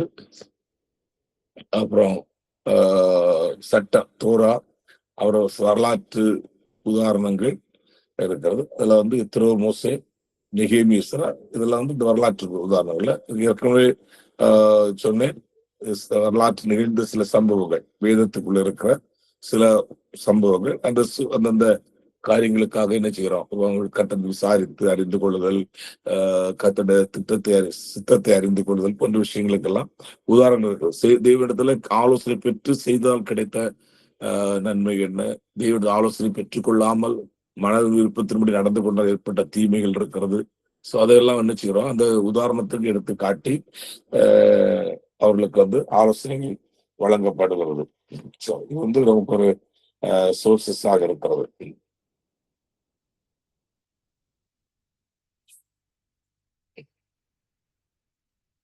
அது core concept and Hebrew terms.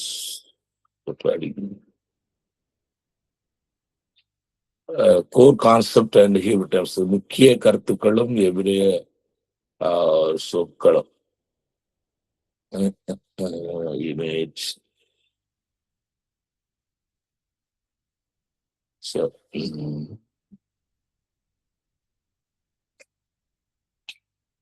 Okay, next தள்ளி பார்ப்போம். அது நமக்கு ரொம்ப முக்கியம் இல்லை. Next what are the 7 functions of pastoral care? ஆயர்பணி பராமரிப்பில் 7 செயல்பாடுகள். What are the 7 functions of pastoral care? போதக பணி பராமரிப்பின் 7 செயல்பாடுகள் யாவை?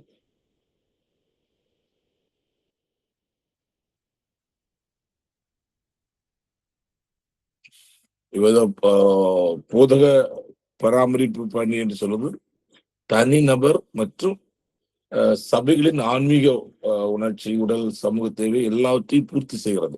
சரியா? பாஸ்டல் கேர் அண்ட் கவுன்சிலிங் என்று சொல்லும் பொழுது அது தனிநபர் மற்றும் சபைகளின் எல்லா ஒட்டுமொத்த மக்களின் ஆன்மீக உணர்ச்சி, உடல் மற்றும் சமூக தேவை அனைத்தையும் பூர்த்தி செய்வதற்காக வடிவமைக்கப்பட்ட அந்த ஊழியத்தின் 7 செயல்பாடுகள் தான் பொதுவாக நம்ம இங்கே 7 ஃபங்க்ஷன்ஸ் அப்படின்னு சொல்றது. ஓகே, அதுல அந்த 7 ஃபங்க்ஷன்ஸ் எதை உண்டு பண்ணுகிறது? தனிநபர்கள் மற்றும் சபையின் ஆன்மீக உணர்ச்சி, உடல் மற்றும் சமூக தேவைகளை பூர்த்தி செய்வதற்கான ஒரு கட்டமைப்பு. ஓகே, இன்னைக்கு நாம் அதை சொல்லிட்டு நிறைவு செய்கிறேன். கவனிங்க, இந்த 7 செயல்பாடுகள், 7 functions என்ன அப்படின்னா, டு ப்ரொவைட் ஸ்பிரிச்சுவல் கேர், ஆன்மீக பராமரிப்பை வழங்குதல், டு ப்ரொவைட் ஸ்பிரிச்சுவல் கேர்.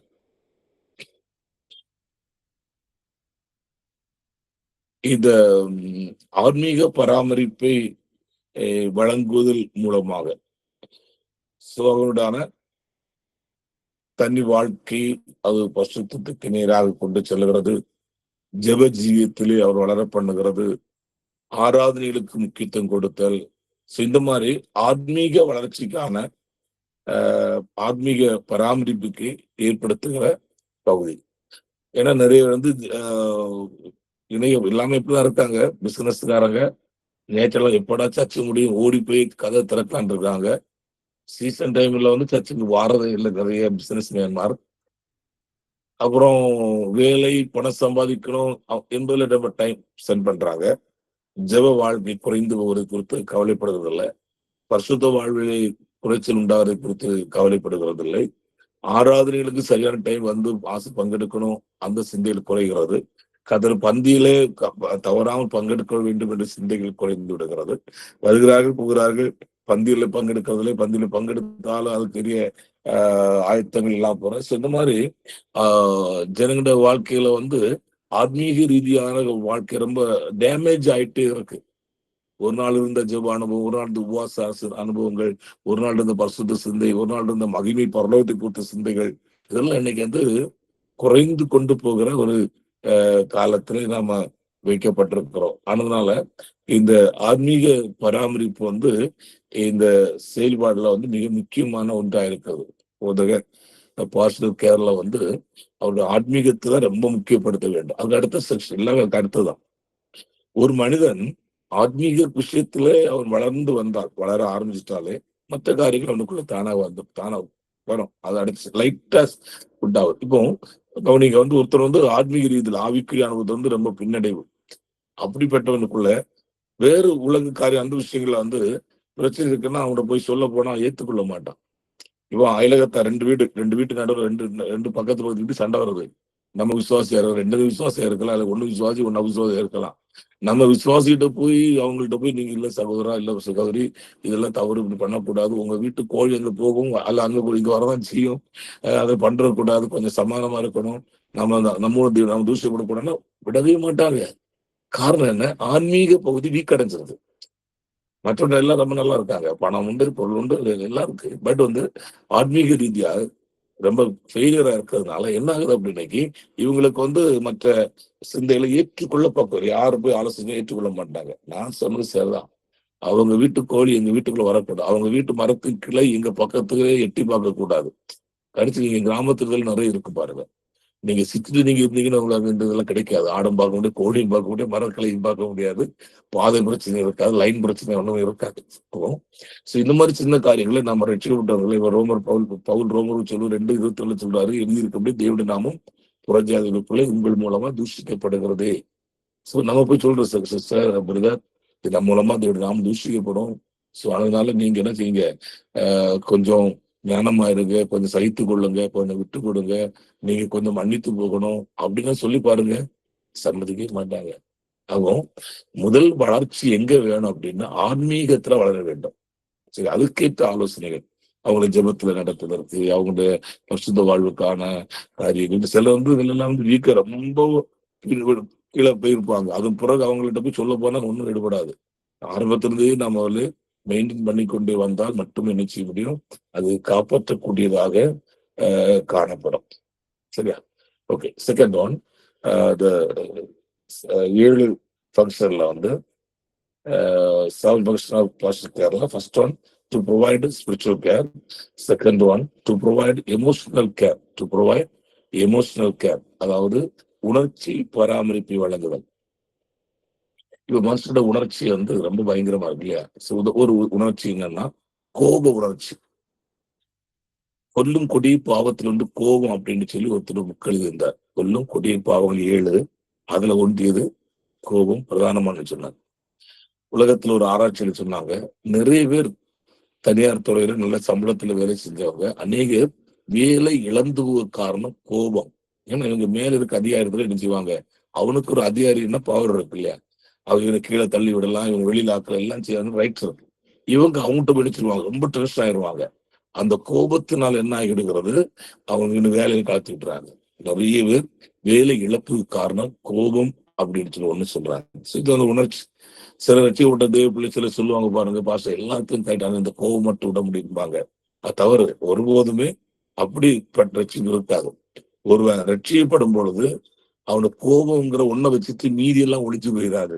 அத்தனை டோட்டலி என்ன செஞ்சிடும், அவன் மாறிடும். சரிதான் நான் சொல்றேன். இல்ல அவனுக்கு ஒரு மனம் திரும்பி இயேசு கிறிஸ்துக்குள்ள வரும் பொழுது கிறிஸ்துவ ஒரு கிறிஸ்துக்குள் வந்தா புதிய சிருஷ்டியாரு, பழைய இதெல்லாம் ஒழிந்து போயின, அதுல ஒண்ணு மட்டும் ஒழிச்சிருக்கு, மீதி எல்லாம் ஒழிச்சு போயினா இருக்கு இல்ல. அவன் முழுவதுமாக அழிந்து போகிற ஒரு அனுபவம்.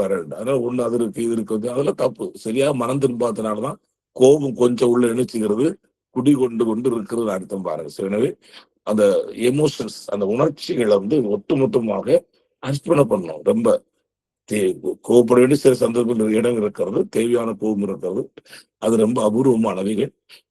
அந்த இடத்துல கோவப்படவும் மாட்டோம். ஆனா கோவப்படக்கூடாது என்று சொல்லப்படுகின்ற இடம்தான் நாம நிறைய என்ன செஞ்சு விடுகிறோம், கோவப்பட்டு விடுகின்றோம். பண்ணதுனால கோபம் என்ற ஒரு உணர்ச்சி ரொம்ப இருக்கிறது. சிலர் பாத்தீங்கன்னா எதுக்கு எடுத்தாலும் அழுதுருவாங்க. சீரியஸ், ரொம்ப எமோஷன் டக்குன்னு அழுக வந்துடும். சிலர் வந்து தேவையில்லாம துக்கப்பட்டு இருப்பாங்க, தேவையில்லாம துக்கப்பட்டுட்டே இருப்பாங்க. ஸோ நிறைய உணர்ச்சிகள் நிறைய இருக்கு பாருங்க. இதில் வந்து மெயின்டைன் பண்ணணும், பராமரிக்கப்படணும். அதுக்கு நாம உங்களுக்கு என்ன பண்ண இருக்கிறது, வேண்டிய ஆலோசனைகளை அந்தந்த டைம்ஸ்ல நாம கொடுத்து அதை சரி பண்ணி கொள்வது சிறப்பான ஒன்றா இருக்கும். சரி, அடுத்து இந்த எமோஷனல் நிறைய இருக்கும் பாருங்க. நீங்க வேத புஸ்தகத்துல கூட இந்த எமோஷனால பாதிக்கப்பட்டவங்களை குறித்து சில சம்பவங்கள் இருக்கிறது. ஒன்று வந்து எஸ்தரின் புஸ்தகத்துல அகாசுராஜா பஸ்திய பஸ்திக்கு என்ன பண்றான், அவனை வந்து இறக்கி விடுறாங்க இல்லையா, வெளி விடுறான். அவன் பிறகு யோசிப்பான், ஐயோ இவர் சட்டம் ஏற்றிட்டு நான் கூட இருக்கலாம் சுபேத்தி விடுவான், நான் விட்டுறக்கூடாது அவளை வெளியே தள்ளிடும், வேற ஆள் எடுத்துடும் அப்படின்னு சொல்லுவான். ஆனா அவன் பின்னால் வந்து உட்கார்ந்து வச்சுக்குவான், யோசிப்பான். அப்ப அப்போது இருக்கின்ற அந்த மதுபானத்தின்கரையும் நாம் கூட ஃப்ரெண்ட்ஸுக்கூடான உற்சாகமூத்துல சேர்ந்து ஒரு டக்குன்னு ஒரே கையெழுத்துல வஸ்திய விட விட்டு அரண்மனை விட்டு வெளியாக்கி விட்டு வேறு ராஜ்யத்தை தேர்ந்தெடுக்கிற சட்டத்தை பாஸ் பண்ணிட்டான். அப்புறம் யோசிக்கிறது. இது மாதிரி சில சம்பவம். மோசைக்கு வந்து நல்ல மனுஷர் தான். ஆனா வந்து கண்மலை பார்த்து பேச சொன்ன நேரத்துல கோபத்துல அடிச்சுட்டாரு. அது மக்கள் கோபமுற்றுல இருந்தாங்க.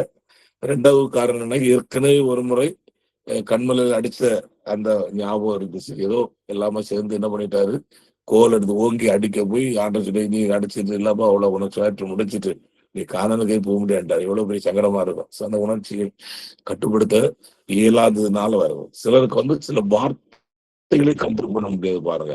உணர்ச்சி வசப்பட்ட பிறகு என்ன பேசுறேன்னே தெரியாது. அது நம்ம திருவள்ளுவர் சொன்னார் இல்லையா, தீயினால் சுட்டப்படும் உள்ளாறு மாறாதே நாவினால் சுட்டவிடு. ஒரு காய் கூட ஆறி போகும், ஆனா வார்த்தையால் ஏற்பட்ட காய் என்ன செய்வதில்லை, ஆறப்போவதே இல்லை.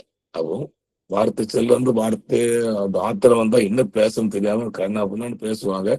அது உட்காந்து ஒரு அடி கொடுத்துதான் பரவாயில்ல, அவங்க அவன் சொல்லுவாங்க மக்கள், என்ன அடி வந்ததான் வாங்கியிருப்பேன், இந்த மாதிரி வார்த்தை யூஸ் பண்ணிட்டாங்களேன்னு சொல்லுவாங்க. சாகர வரைக்கும் அதுக்கு மனசு விட்டு போகாம ஆயிரும். ஸோ அந்த மாதிரி சில நேரங்கள் இதெல்லாம் வந்து நம்முடைய உணர்ச்சியில ஏற்படுகின்ற பிரச்சனை. அது சரியாக மெயின்டைன் பண்ணப்படாததுனால நம்ம ஊழியர்களும் நிறைய இருக்காங்க. சில மேடைக்கு எமோஷன் ஆயிடுவாங்க. அங்க என்ன பேசணும் தெரியாது. யாருக்குமே சின்ன கஷ்டம் இருந்தா அதெல்லாம் மேடையிலே தீர்த்துடுவாங்க. தயவு செய்து ஊழியர்கள் இல்ல, ஊழியர்கள் இருக்க சொல்றேன், நாம மேடையில ஒரு என்ன செய்யக்கூடாது, திட்டவே கூடாது. மேடையை கரெக்ட் பண்ண நினைச்சு பேசவே கூடாது. அதுக்கெல்லாம் வாய்ப்பு வேற சமயம் இருக்கு, வேற நேரம் இருக்கு. அந்த மேடையில் இருக்குன்னு எல்லாரும் வருவாங்க, வார எல்லாரும் கேட்டு போவாங்க, எல்லாரும் உலகம் பாதிக்கப்பட்டுவிடும்.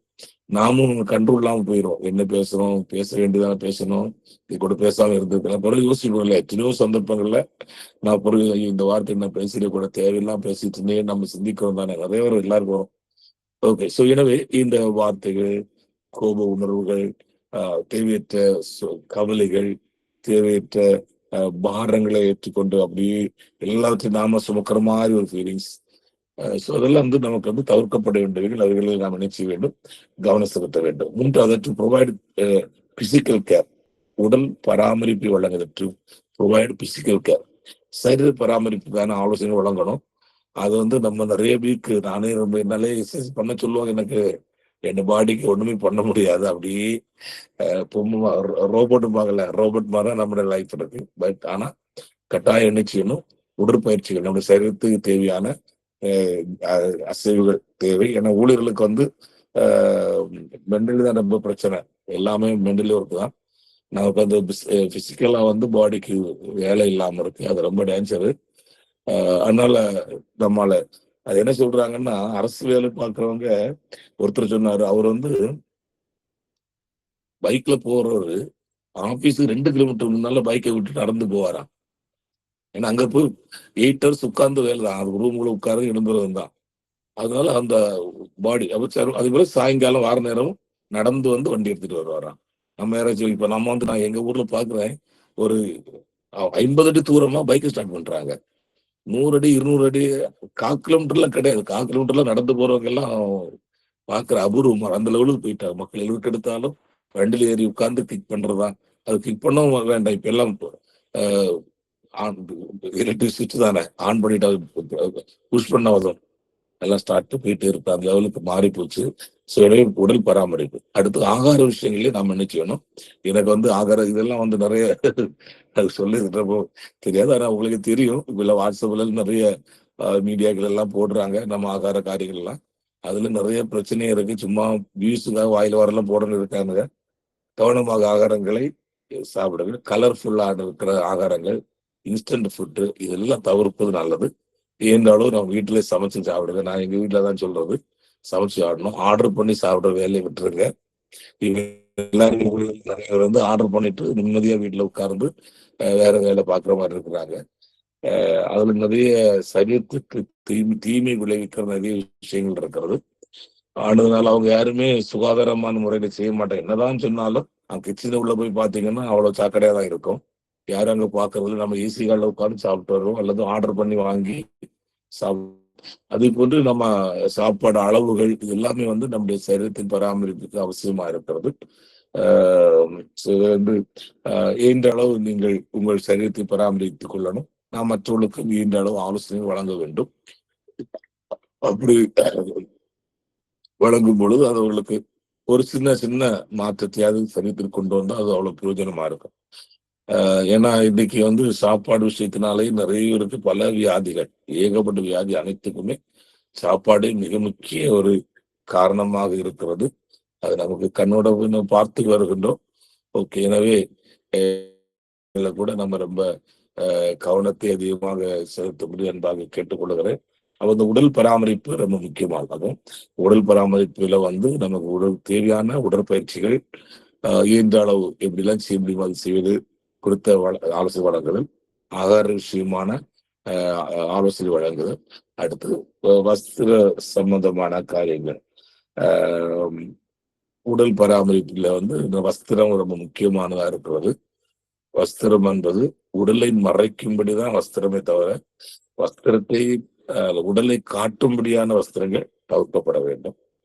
அது யாருக்கும் சொல்ல முடியாது, நமக்குள்ள பேசிக்கொள்ள இருக்கு, வேற வழி இல்லாம இருக்கு இன்னைக்கு. அப்படிப்பட்ட ஒரு பேரண்ட் அப்படியே குழந்தைகளை இன்னைக்கு அந்த மாதிரி அரவரசிலேயே போட்டு நடத்துற கூப்பிட்டு போற மாதிரி ஒரு சூழல் தான் இருக்கு பல இடங்கள்ல. எனவே அந்த வஸ்திரத்தின் விஷயங்கள்ல நாம் வந்து அதில் உடல் பராமரிப்புல அதையும் கூட கவர்ச்சி தூய்மையான வஸ்திரங்கள் போட ஆலோசனை வழங்குவது போன்றவைகள் மிக முக்கியமானதாய் காணப்படுகிறது. அடுத்த பராமரிப்பு டு ப்ரொவைட் சோசியல் கேர், சமூக பராமரிப்பை வழங்குதல். சமூக பராமரிப்பை நாம் வழங்க வேண்டாது நம்மளுடைய கடமை இருக்குன்னு சொன்னது போல இவர் ஸ்டெயின்ஸ்ல வந்தாரு. அவர் வந்து இங்க சமூகத்துக்கு வந்து பராமரிப்பு பணியில குஷ்டரோகிகளை பராமரிக்க பணி செய்தாரு. அன்னை திரஸ்தால் வந்து அநாதைகள் எல்லாம் சேர்த்து போட்டு ஆகாரம் கொடுத்து அந்த பராமரிப்பு செஞ்சாங்க. இந்த மாதிரி சமூக பராமரிப்பு வந்து நிறைய இருக்கிறது. நம்மால என்ன வளர்ச்சி வேண்டுமா சமூக பராமரிப்பையும் நாம் கொடுக்க வேண்டும், வழங்க வேண்டும் அப்படின்னு சொல்லி சொல்லப்பட்டிருக்கிறது. ஓகே, ஏன்னா சமூகத்துல வந்து ஆரம்ப நாட்கள்ல நம்முடைய கிறிஸ்டியானிட்டியான இந்த ஆரம்ப நாட்கள்ல பாத்தீங்கன்னா, ஆரம்ப மீன்ஸ் வந்து இத மிஷினரிகளை நம்ம நாட்டு வர ஆரம்பிச்ச போற வச்சுக்கோங்க, 17, 18 நூற்றாண்டுகள் எல்லாம் 19 நூற்றாண்டு எல்லாம் அவங்களோட மெயின் ஒர்க் என்ன அப்படின்னாக்க சோசியல் ஒர்க் தான் பண்ணாங்க. சமூகத்துல வந்து அவங்களுக்கு மருத்துவமனையில கட்டினாங்க, ஸ்கூல் கட்டினாங்க, ஆர்பன்ஜிஸ் கட்டினாங்க. இந்த மாதிரி காரியங்களை செய்து மக்களுக்கு சமூக பணி தான் செஞ்சாங்க. அதோடு கூட சேர்த்து என்ன கொடுத்தாங்க, சுவிசேஷத்தை கொடுத்து கிறிஸ்துவை குறித்து அவங்க சொல்லிக் கொடுக்க ஆரம்பிச்சாங்க. அது முக்கியத்துவத்தை முதல்ல ஆரம்பிக்கும் பொழுது அவங்க வந்து இயேசுன்னு சொல்ல போனா மக்களை புரிந்திட மாட்டாங்க என்பதற்காக வந்து உட்கார்ந்து அந்த சமூக சேவையிலேயே ரொம்ப முதல் பணியை அவங்க ஆரம்பித்து அந்த மக்களுக்கும் இயேசுவை குறித்து என்ன செஞ்சாங்க, சொன்னாங்க. வில்லியம் பூத் அவங்க சேரி மக்கள் நடுவில் வந்து ஊழியம் செஞ்சாங்களாம். ட்ரிபிள் எஸ் சொல்லுவாங்கல்ல, சீப்பு சோப்பு சீப்பு சேல்வேஷனா அப்படின்னு சொல்லுவாங்க. அங்க சூப்பு சாப்பிட ஆகாரம், அவங்களுக்கு உடுக்க வஸ்திரம், தங்க, அந்த மாதிரி சுகாதாரத்துக்கு ஒரு காரியம். அப்புறம் தான் சேல்வேஷன், ரட்சிப்பு அப்படின்னு ஒரு கான்செப்ட் வைத்து அவர்கள் பணி செய்ததாக சரித்திரத்துல படிக்கிறோம். ஓகே. ஸோ சமூக பராமரிப்பை நாம் நினைச்ச வேண்டும், வழங்குதல் கட்டாயமா இருக்கும். அது போன்று சில இப்ப கூட சில சபைகள் தங்கள் இளைஞர்களை பயன்படுத்தி தங்களுடைய ஆலயத்தை சுற்றிலும் இருக்கிற ரோடுகள் எல்லாம் பராமரித்தல் அப்படிலாம் பண்றாங்க. அதெல்லாம் நல்ல செயல்கள். சமூகத்துல நமக்கு ஆண்டவரை நாம் மகிமைப்படுவதற்கு ஏதுவாக இருக்கு. அது போன்று ஏழை மக்கள், எளிய மக்கள் இருப்பாங்க. சர்ச்சுக்கு வராதவங்களை சொல்றேன். சர்ச்சுக்கு வாரங்களை நம்ம தான் பார்த்துட்டு இருக்கிறோம். சர்ச்சுக்கு வராத கிராமத்தில் இருக்கிற மக்கள் குடும்பங்களுக்கு சென்று உதவிகளை செய்தல், அவர்களுக்கு செய்ய பராமரிப்புகளை செய்து போன்ற நிறைய விஷயங்களை சமூகத்துல நாம் ஆற்ற வேண்டிய தொண்டுகள் இருக்கிறது. அவைகளை இயன்ற அளவிலே நாம செய்யும் பொழுது ஆண்டு நாமம் அது மூலமாக மகிமைப்படுகிறதாக இருக்கிறது. ஓகே. ஐந்தாவது, டு ப்ரொவைட் பாஸ்டரல் கவுன்சிலர்ஸ், ஆலோசனை வழங்குதல். இது வந்து நம்ம ஏற்கனவே படித்த ஆலோசனைகள், விவாகத்துக்கான ஆலோசனைகளாலும் சரி, தனிப்பட்ட வாழ்வுக்கான ஆலோசனைகள், இந்த மாதிரிப்பட்ட ஆலோசனை வழங்குதல் ரொம்ப முக்கியமான ஒன்றாக தான் இருக்கு. அதை நம்ம ஏற்கனவே படித்துக் கொண்டே வருகின்றோம். தேவையான ஆலோசனைகளை தேவையான நேரங்களிலே நாம கொடுக்கறதுல நாம முக்கிய பங்கு வகிக்க வேண்டும். அடுத்து, டு ப்ரொவைட் பாஸ்டரல் கைடன்ஸ், வழிகாட்டுதல், ஆலோசனை வழங்குதல். அடுத்து ஆறாவது, டு ப்ரொவைட் பாஸ்டரல் கைடன்ஸ்,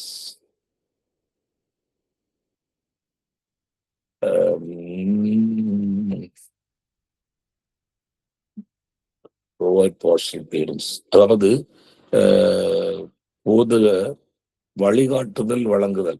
வழிகாட்டுதல் என்று சொல்லும் பொழுது இப்ப உதாரணமாக இப்ப நமக்கு நம்ம எஜுகேஷன் சார்பாக அது சில செய்யறாங்க. சில இடங்கள்ல 10வது படிச்சிருக்காங்க, 12 படிச்சிருக்காங்க, அடுத்து காலேஜ் எந்த காலேஜ் போறது, எந்த பாடம் செலக்ட் பண்ண, நிறைய கோர்சஸ் இருக்கு.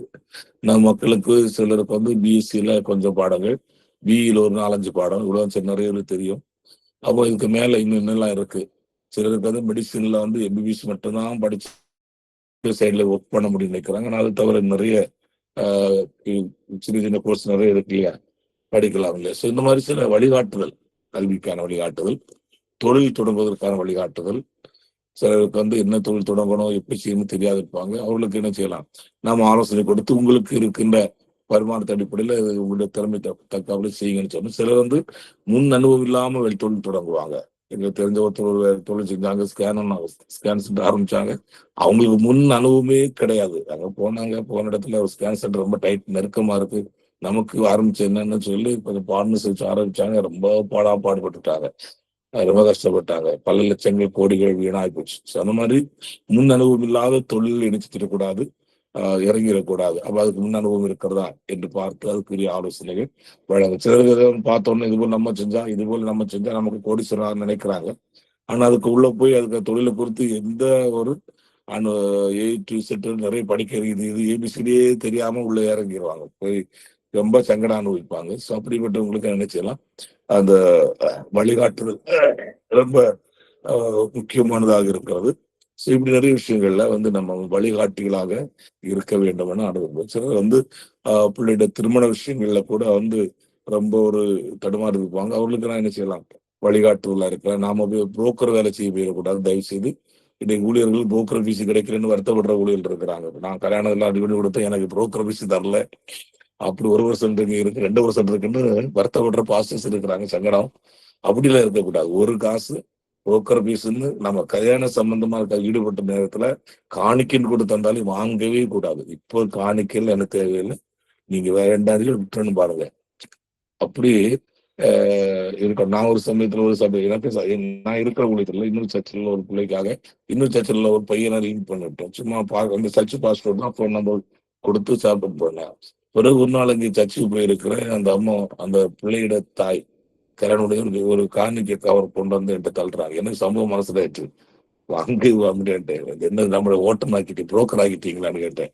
இல்ல உங்களுக்கு காணிக்கை வேண்டாம், இந்த காணிக்கை காணிக்கை சவபாஷை கொடுங்கன்னு சொல்லிட்டு வந்துட்டு. இந்த மாதிரி சரி நம்ம வந்து நம்ம தேவன ஊழியக்காரர் என்பது இப்படி இடங்களில் விளங்க பண்ணி கொள்ள வேண்டும். வழிகாட்டணும்.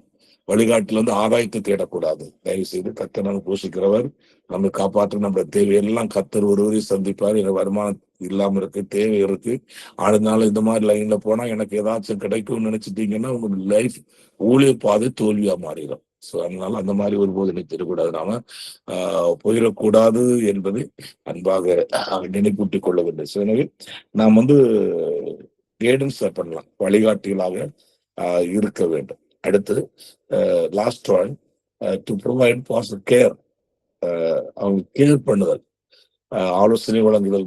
இந்த ப்ரொவைட் பாஸ்டல் கவுன்சிலிங் 5வது சொன்னேன், அது வந்து ஆலோசனை வழங்குதல். 6 டு ப்ரொவைட் பாஸ்டல் கைடன்ஸ், வழிகாட்டுதல். 6வது 7வது டு ப்ரொவைட் பாஸ்டல் கேர், பராமரித்தல், அவர்கள் வந்து கவனித்தல்.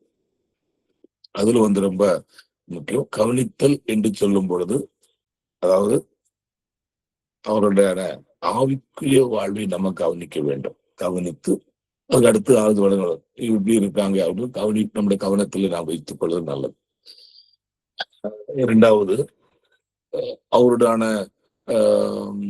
தேவைகள் அந்த மாதிரி பிரச்சனை இருந்துட்டு இருப்பாங்கல்ல, அதை நம்ம என்ன செய்யணும், கவனித்து அவர்களுக்கு வேண்டிய பராமரிப்புகளை செயல்படுத்துவது சிறப்பானதா இருக்கும். நிறைய நேரங்களில் விஷயங்கள்ல வந்து நாம் அவர்களுக்கு வந்து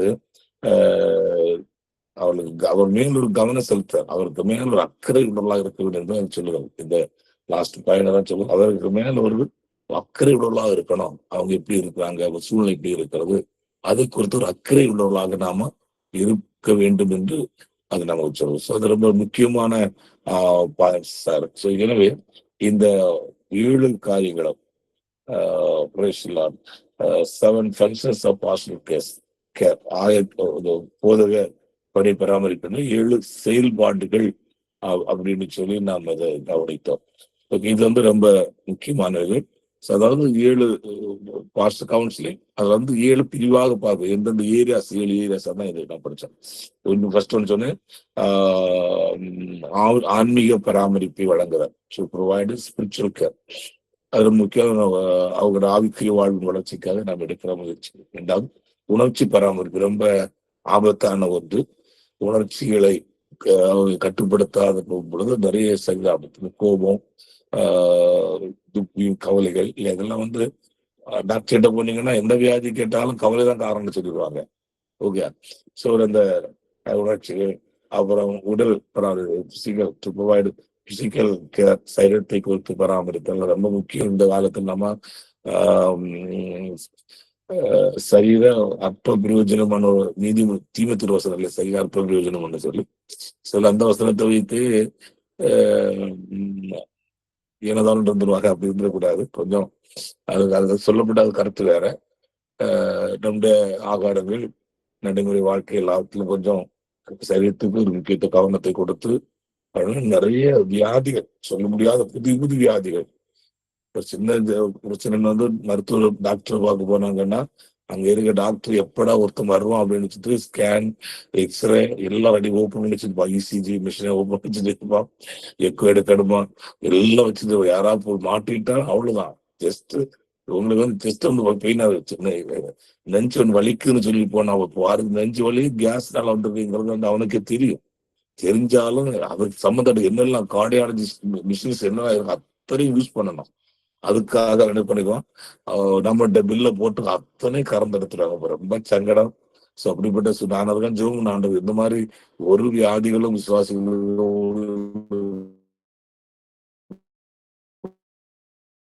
வரக்கூடாது ஆண்டவரு போகிறது.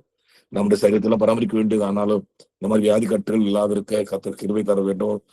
அதுக்காக நம்ம ஜெபம் பண்ண வேண்டும். கர்த்தர் தான் நம்மை பாதுகாக்கணும். ஓகே. சூறாவளியுடைய சமூக பராமரிப்பை சமூகத்துக்கு நாம் ஆற்ற வேண்டிய கடமைகள், போதக ஆலோசனைகள்,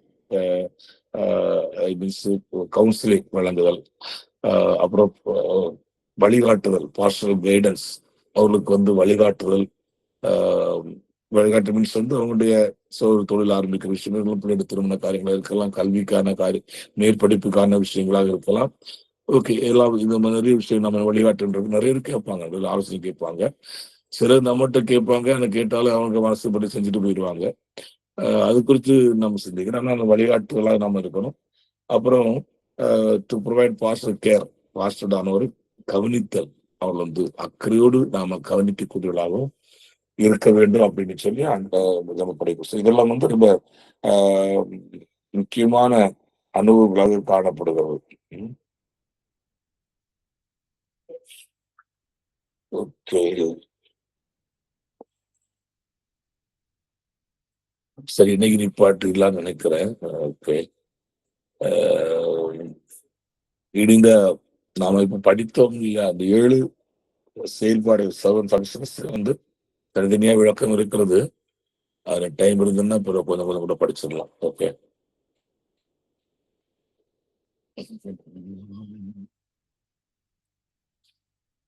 உங்களுக்கு அசைன்மெண்ட் டாபிக் போட்டிருந்தேன்.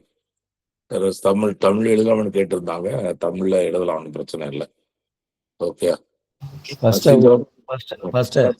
சொல்லுங்க. ஒருக்கோட சொல்லுங்க ஃபர்ஸ்ட். அசைன்மெண்ட் டாபிக் இல்லையா?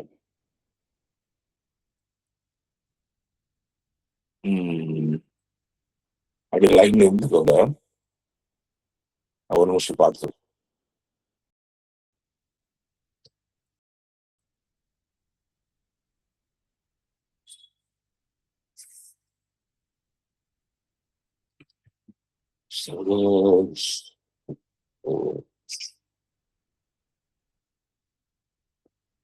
ஓகே. அது இந்த மொபைல் தான் இருக்கு போல. நான் நோட்ல நோட்டை பார்க்கல, காணல. சரி பாஸ்டர், அப்ப வாட்ஸ்அப்ல நான் பிறகு பார்த்து சொல்றேன். சரியா? Okay okay. ஒர்க் அவுட் அதோட குரூப்ல போட்டு விடுறேனே. ஓகே பாஸ்டர், அப்படி போடுங்க. Okay okay sir. அப்போ இன்னைக்கு கிளாஸ் என்னன்னு நிறைவேற்றுறேன். ஓகே.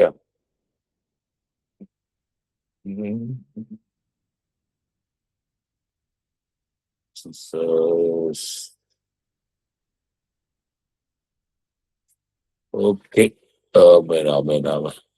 சரி, ரொம்ப நன்றி. எல்லாரும் பங்கெடுத்து உங்களுக்கு எல்லாருக்கும் வாழ்த்துக்கள். ப்ரேயர் பண்ணிடுமா? Malaysia pastor Joel. Pastor last கிளாஸ்ல அட்டெண்ட் பண்ண முடியல பாஸ்டர். இதே கிளாஸ் லாஸ்ட் அட்டெண்ட் பண்ணலையோ கடைசி போன மாசம்? ஆமா ஆமா பாஸ்டர். இருந்த இன்னைக்கு நீ ஃபர்ஸ்ட் கிளாஸ்ல உங்களோட இதுல அட்டெண்ட் பண்ணியிருந்தேன். ஃபர்ஸ்ட் அட்டெண்ட் பண்ணியா? Okay okay. சரி சரி. ஊழியர்களா நல்லா இருக்குல்ல? எல்லாம் கிருபையால பரவாயில்ல பாஸ்டர். நம்ம பையன் இருந்தாங்கல்ல, சொன்னாங்கல்ல தூத்தது. ஓகே. ஒன்னு ஜோம் பண்றேன். இப்போ நீ ஜோம் பண்ணணும். முடிவு ஃபைனல் ஜோம். Okay okay okay. Praise the Lord. நல்ல பிதாவே, நன்றியோடு துதிக்கிறோம், ஸ்தோத்திரிக்கிறோம். கர்த்தாவே, ஸ்தோத்திரம் இந்த நாளிலும்